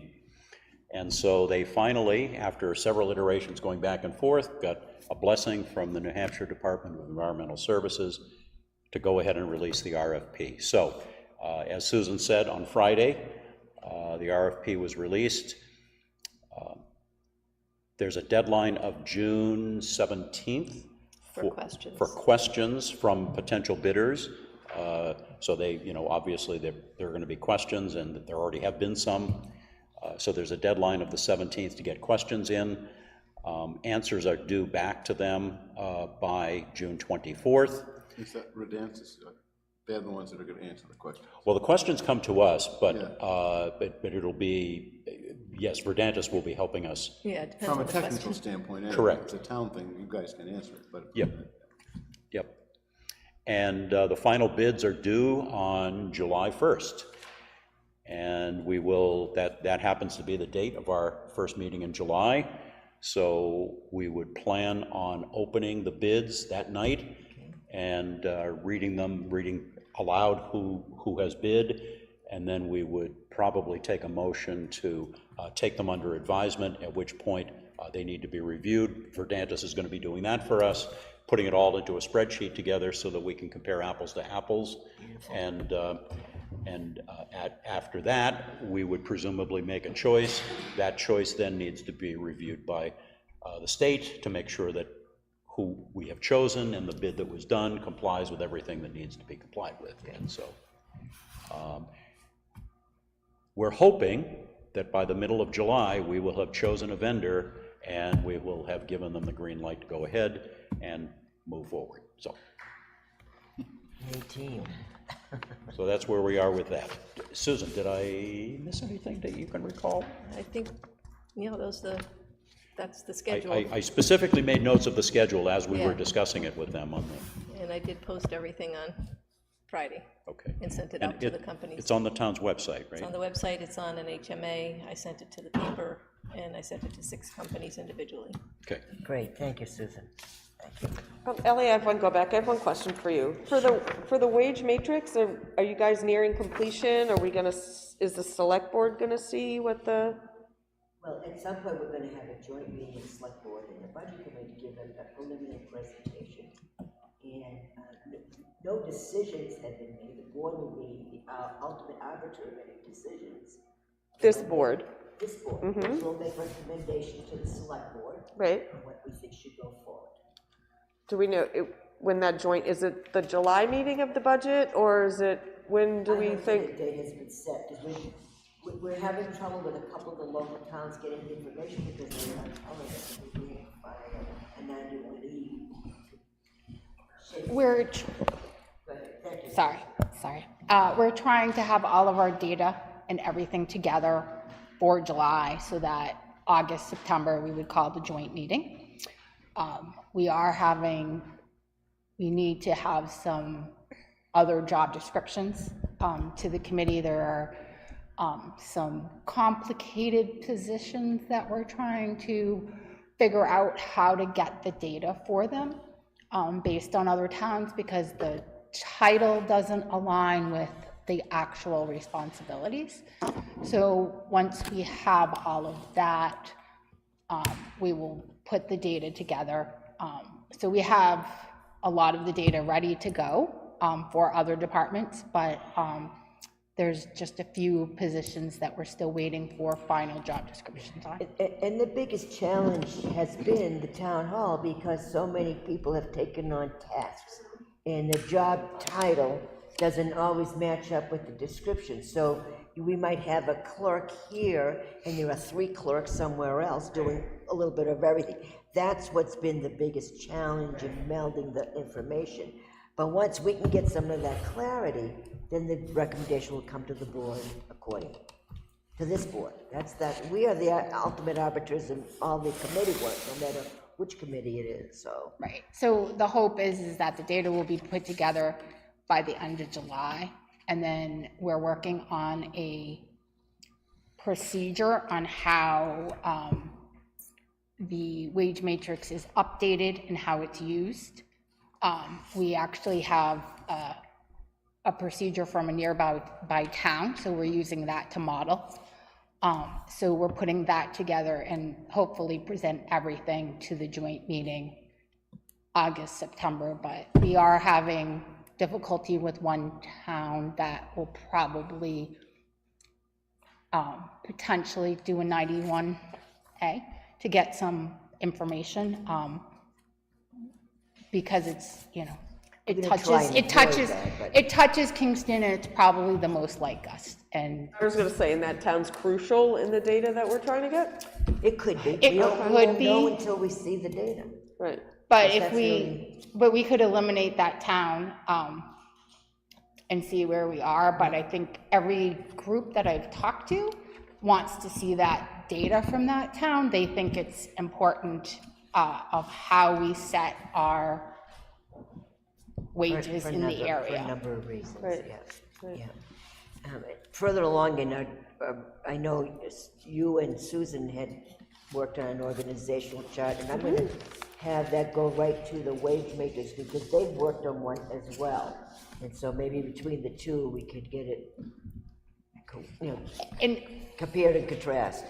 we just did one because we were trying to understand who has supervisory, like positions that have supervisory or not have supervisory. That's kind of why we kind of did a sketch of one, just so we could understand, because when we're getting information from some of these positions, somebody might be a clerk, but they may have supervisory, some supervisory. So we're just trying to understand the connections of Could that. you share what you guys did with us, so we could see what you did? Sure, I mean, it's pretty flat, but we can do that. Yeah, I heard that theirs you were is not looking flat into at one, I all. didn't hear that you had done one, so. Yeah, and we had started sketched one, so, which is but fine. we'll get together and look at it, but, Yeah. because that's the questions we had as well. If you could just email a copy to Stacy, Susan, that would be helpful. And I can just send it to you guys. Okay, sounds good.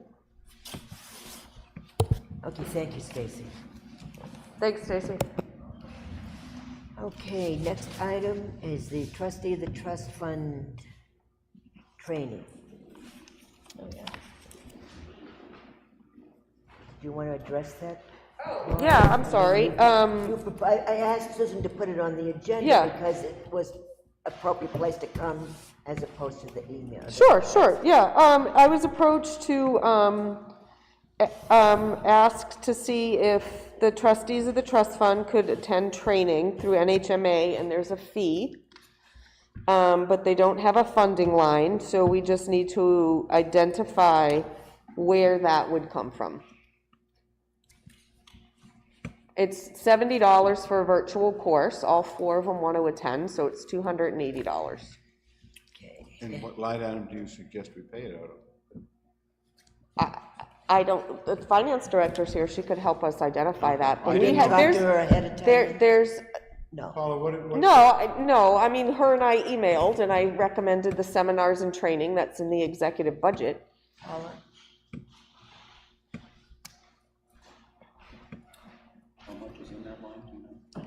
There's money taken out of it, and I don't know what the balance is and what money has been spent on that, so I don't know. The executive, what I had said was the executive seminars and training is already allocated to training for people here in the town hall. That, for regular training that we already do, it was budgeted ahead of time. So there's nowhere really for this money, so it would you just have to figure out, we would have to, and there's no line item. So we can't just add a line in the trustees part of the budget, because we're not allowed, because there is nothing there. You can't add something mid-year. So, I'm sorry, so there isn't a line in their budget with like $1 in it, so you could move money to it? There's no line for that at all? Nope. Okay. Nope. I'd make a motion that we take the money out of the contingency fund. I mean, it's just not worth coming ourselves over It's here. $280, or that $1,000, I mean, it's 6 of one, half dozen of the other, where we take it out of, because it's not funded for, so. Or what $1,000 you do? The seminar and training line that we have for executive training. All right, but, Yeah. so we could do it then, and then it'll be overexpended. Sure, yeah. But we gotta have the money. How Right. much is in the seminar and training line?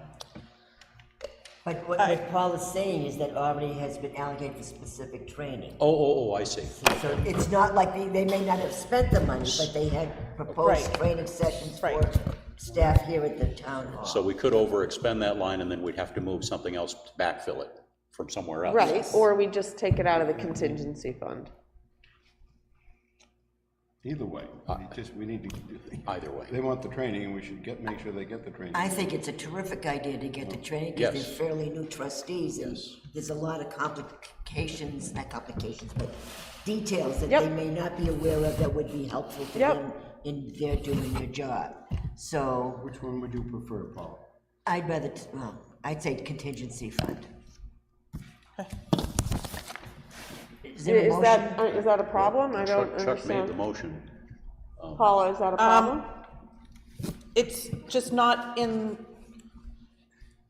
when you're allocating something for a department, and I'm gonna call this a department even though it's not really a department, it needs to be in that department. I know, and I So- would agree with you, but we can't just put a line item in. Right. So I personally, I'd rather overexpend the training session in the executive budget and have it over budgeted by $280. And Or the contingency fund is, this would be a contingency, wouldn't it? Like an unexpected cost, isn't that? to be honest with you, I don't think so. To me, a contingency, the roof falls in. Yep. All right, I take back my motion, make you a motion. I'm not gonna spend hours on this. Yeah, but I don't want to spend hours on it. I think we take it out of, we put it in that line item for the. Seminars and training. Seminars and training. And then we'll look for alternative savings somewhere else to move it over. And I think that even though it's for a different department, it's money that's still under the purview, if you will, of the select board, and not directly, but It's important that they get. it's an this important thing to Yep. get done, and I think it's worth us doing that. So Chuck, Okay. did you modify your motion, or did you just, Well, I just took it out. you took it out? We'll go with Ellie's motion. So Ellie, was that a motion? Yes. I'll second it. Further comments, questions? Next year, they have to make sure that they have a line item for. That's correct. That if they're gonna need it, and they won't know until they go through the training this Right. year to see whether it was worth it or not. Well, what NHMA had said is that they should have at least just like a line item for like general operating costs for them, because they don't know what costs they're gonna come up with. Right, well, hopefully not too many, but the training is, I think, essential, so I think this is important. So I have we have to vote, but We then I have have to a vote. semantic question about this for Paula, so.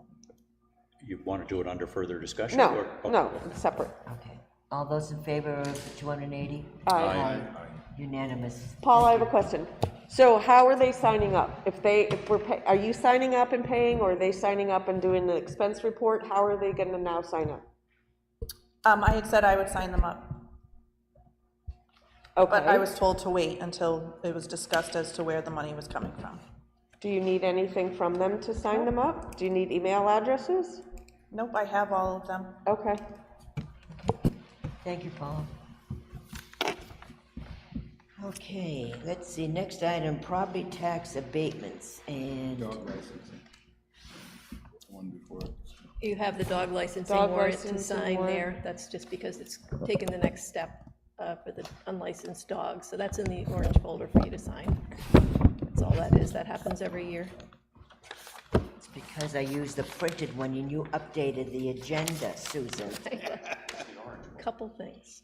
Orange folder It's is over here. floating around. Yeah, just so you know, that's in there to sign. Dog licensing warrant, okay. Don't do that to me.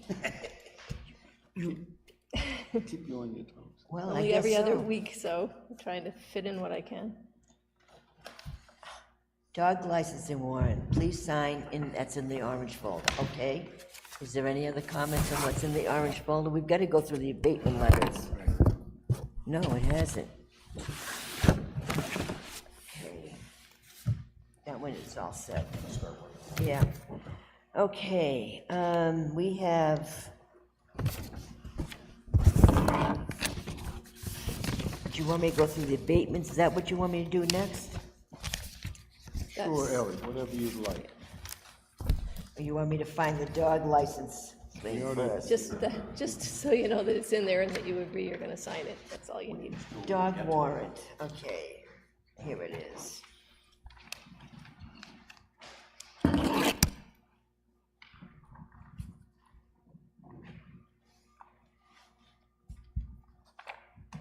Okay, let's do the abatements, because that's gonna.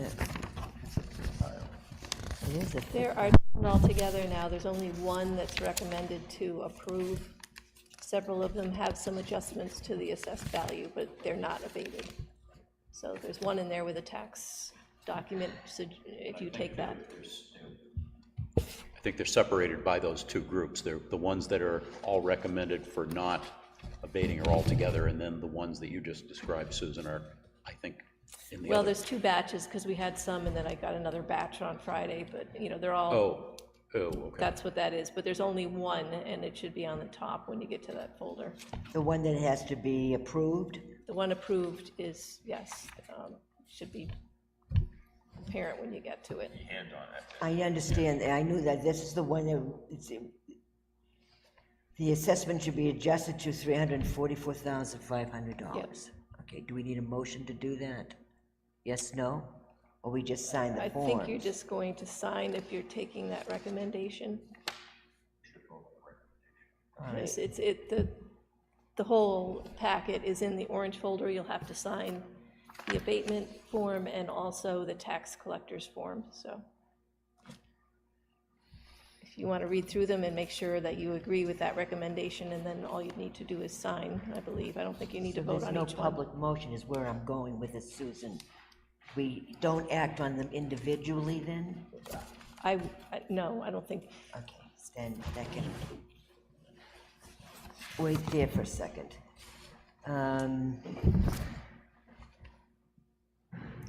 Okay, select board guidelines and policies and procedures. You want to discuss, ready to discuss that?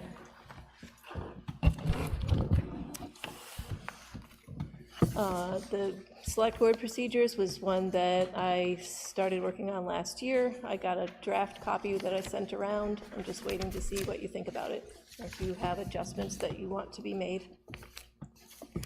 I didn't get any feedback, so it's not urgent. Well, I provided my feedback. Yeah. Yeah. Well, I know we don't have a liaison right now for the zoning board. That's, I don't know how, we haven't had someone on the zoning board, I don't know how long ago. Maybe 30 years? Well, there's no official seat as there is on planning. There's no Right. official seat on zoning board. Correct. Why is that? It's just by statute. Yep. Now, that doesn't mean we can't have a liaison, but that person wouldn't be a sitting member and a voting member of that board. But you could have someone as a liaison sitting in the audience just to keep track of what's going on. So since that's not the way it's set up now, you can take that out if you don't think it's necessary, but ex officio, I mean. Yet there is no ex officio for Right, so we can ZBA. just No. eliminate that.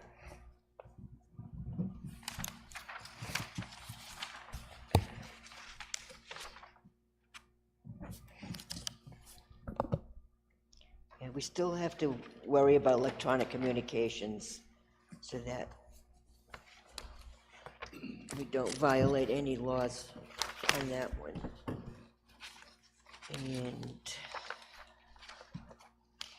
I pretty much thought they were in good shape, to be honest with you, other than the ZBA one.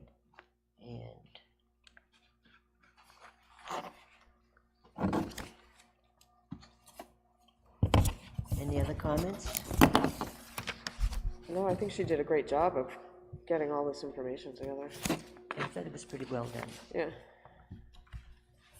You want to take action on tonight? You want to let us sit and think about it a little bit more? That one we can, I'll take a motion. I'd make a motion that we approve the Kingston Select Board guidelines and procedures with the fact we're taking up a zoning board ex officio. Okay, and a second? Second. And further discussion? All those in favor, please say aye. Aye. Opposed, say no. Good job is right. The key and access code, I'm not prepared to talk about it tonight. It wasn't, you didn't email it to us, so I didn't get to read it Didn't ahead of time. everybody get it? You have it in the folders, but you didn't email it on the, Oh, I thought, we sent it to the departments. Yes, and but we're not waiting to your for- board For members. those comments first, that's why. so you can put it on next week's, or next meeting. Next one, See if we're okay. ready for that. There's a lot to be reviewed, and I believe there's some comments from department heads as well. And the organizational chart, Susan, you're gonna send over to Stacy at the wage Yeah. matrix, Yeah, right? I'll get in touch with them. gonna talk about that here first? I mean, did anybody have any thoughts on this org chart? Or are we just I gonna? thought it was so convoluted that I put it aside. Because that's, that's the So way, I that's don't- how I it's am organized. I am nowhere near ready to talk about that one. Nowhere near ready, because it looked like who's on first and what's on second, and maybe they might still be on third. So I just said, Pretty no much way. reflects the way we are right now. Well, maybe that's the way we are, and if that's the case, so be it. Let's see, correspondence. We do have a very upset Kingston Improvement and Historical Society letter in our packets, because they were one of the nonprofits who hadn't filed, didn't realize it, and were upset about having to pay taxes and then apply for an abatement.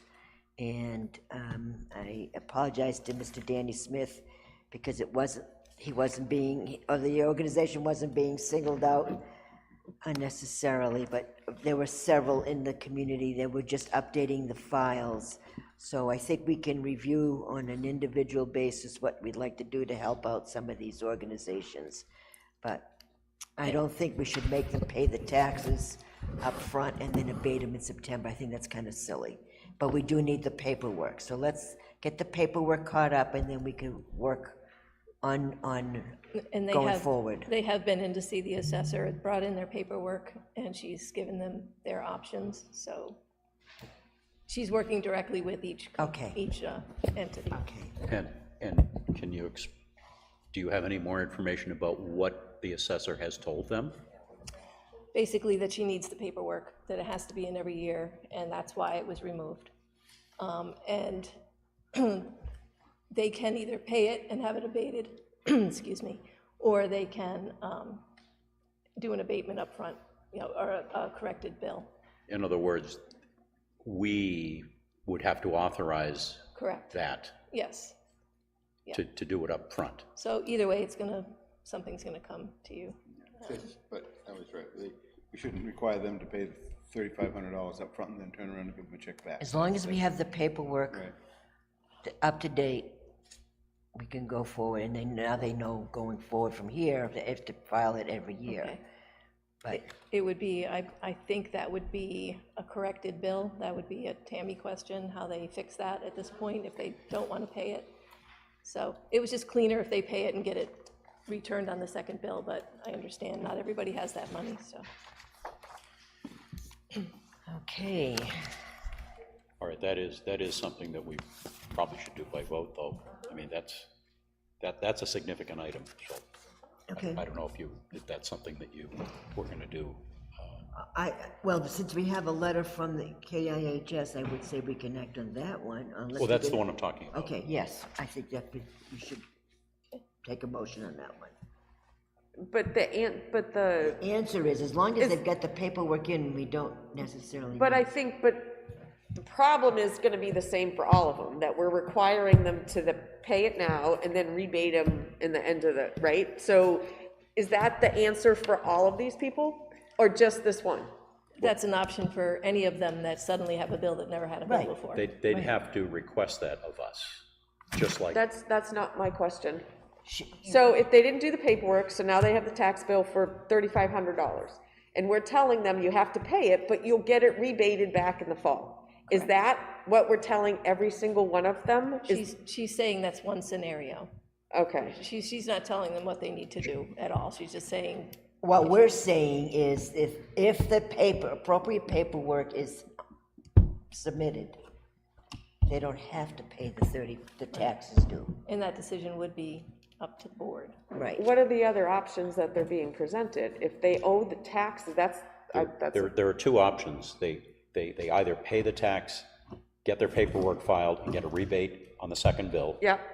Or they come to this board, as KIHS has done. Okay. And asks us to give them relief from having to pay it up front and getting it paid back. So they all have to pay it up front Yeah. and get it Yeah. rebated, but they can ask us to. Yes. Okay, that was my question. So they all have to do this, we're just answering this one person right now. Right, and they may not all be eligible for the exemption. Right. So it has to be It individual. has to be a case-by-case Yeah. basis, okay. Go ahead and make a motion on KIHS.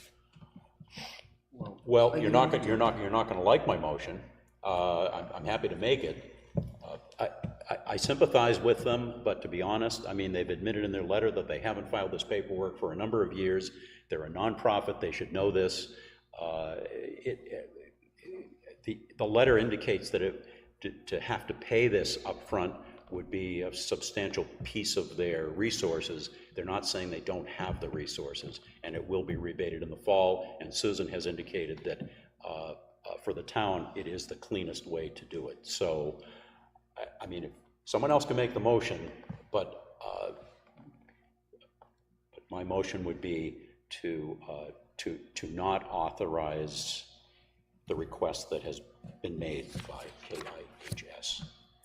All right, is there a second on that? See, I knew you would like my motion. Well, no one else did either. Well, Oh, dear. Well, I'm going to move that since there was no second on your motion. yeah, it dies. It's a non-issue. I move that we grant KIHS, Kingston Improvement Historical Society, relief for paying the $3,600 taxes due upfront, provided that all the appropriate forms for nonprofit status is on file. Second. Further discussion? All those in favor, please say aye. Aye. Opposed, say no. Opposed? No. Okay, thank you. Ayes have it. Did you go for it? Yeah. Okay, thank you. Okay, item next. Timber. That's still all in here. We have the reimbursement for the grant for the Lake Association grant is in the correspondence. The veterans credit is in here as well for signature. I think are you still working from the shorter, you should have an updated agenda somewhere. Get, Yeah, should be like more on the back. Susan. Good. Yeah. You have some updated legal information on the tax deeded property process, reimbursement for the grant for the Lake Association. We've got veterans credit, human services monthly report is in there, and an email from DPW directive regarding the dock and handicapped access. Yeah, well, Yep. I guess that particular one, whether we discuss it now or in executive session. I guess I just have a question on that dock. Okay. So, the only question, I guess would be a really good question for Phil, because he's kind of been deadheading that. So, we weren't able to upgrade that ramp because we don't own the property. That's owned by the dams. We already talked about this. Yeah. So the property to the right, where the Kingston residents going, it's very shallow, so it's really hard to launch good-sized boats in there because it's just all sand that goes out. Right. So I guess I don't understand why we're putting a dock in at the town's expense, or we're entertaining the idea when we don't own the ramp. That's my question. Yeah, we're not entertaining, I don't believe we are entertaining. Okay, that's what I'm kind of curious on that. Just Yeah. because first of all, it's kind of surprising that we're allowed to use that because it's owned by the dams, and you can see how those people power up those boats on the trailers. And Yep. that's what's eroding the end of that. It drops right off. And Yep. It's somewhat dangerous there, but I saw that letter from that request. Yeah. And it's hard to, I guess in my mind, to justify that option when we don't own the property. Right. That's my question. Right, and I think Public Works had looked at last year trying to put a dock in there, right? And the state came back and said, no can do, because of the feet. And this complaint has to do with accessibility, Yes. right? For handicap accessibility. And so he essentially was just letting us know that, I get that, and I sympathize with that, Yeah, but just, we don't because- own the land. right, That's there's the not a whole problem. lot we can do. So Okay, just letting us know that it could be an issue. thank you. Yeah. So we don't need to take any action on it, okay. All right, any other surprises, Susan? No, I'm sorry, that course, basically for your information, that Human Services, the same thing. Right. Just she submitted it.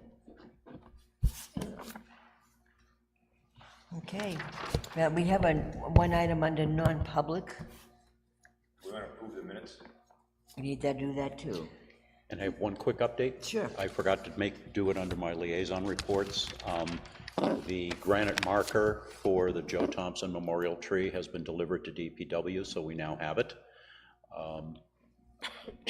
The question is, we might want to be thinking about when we install it and how we might want to perhaps do a little bit of recognition and presentation around that tree, do it as a public event.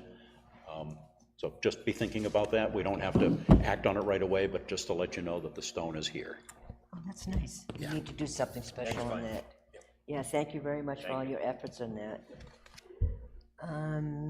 Do I have a motion on the minutes? I'll make a motion to approve both the public and non-public from The last meeting. the last meeting. What? May 20. May 20. And a second? All in favor, please say aye. Aye. Okay, ayes have it.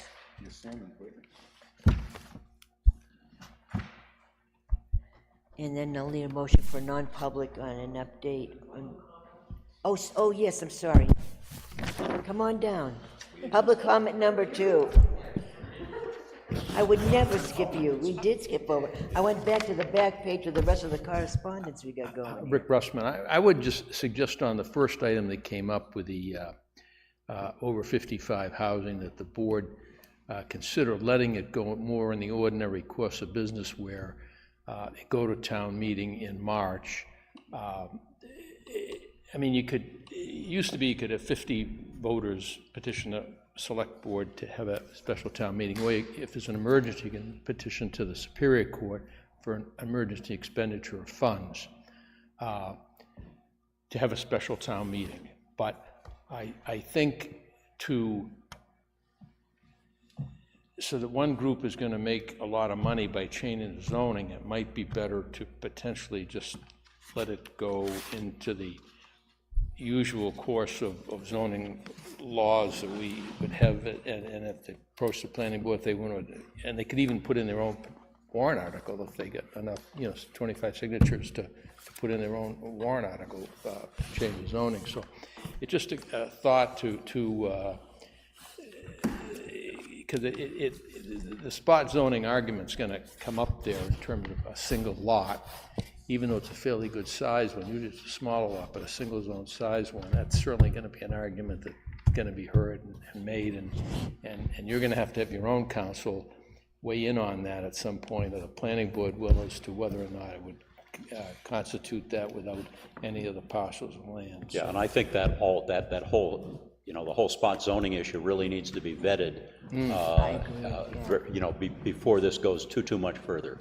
Yeah, so anyway. Yeah, I'm anxious to see what the planning board will say, because I'll bring that up tomorrow night and see what thoughts they have, but thank you, Rick. Any other public comment? Okay, non-public for legal update on a contract. Right, so make a motion to go into non-public session per RSA 91A:3, Roman 2, small a, which is personnel, and L, which is legal. Second. Okay, poll the board. Laurie? Yes. Glenn? Yes. Me, yes. Yes. Chuck and Peter, okay.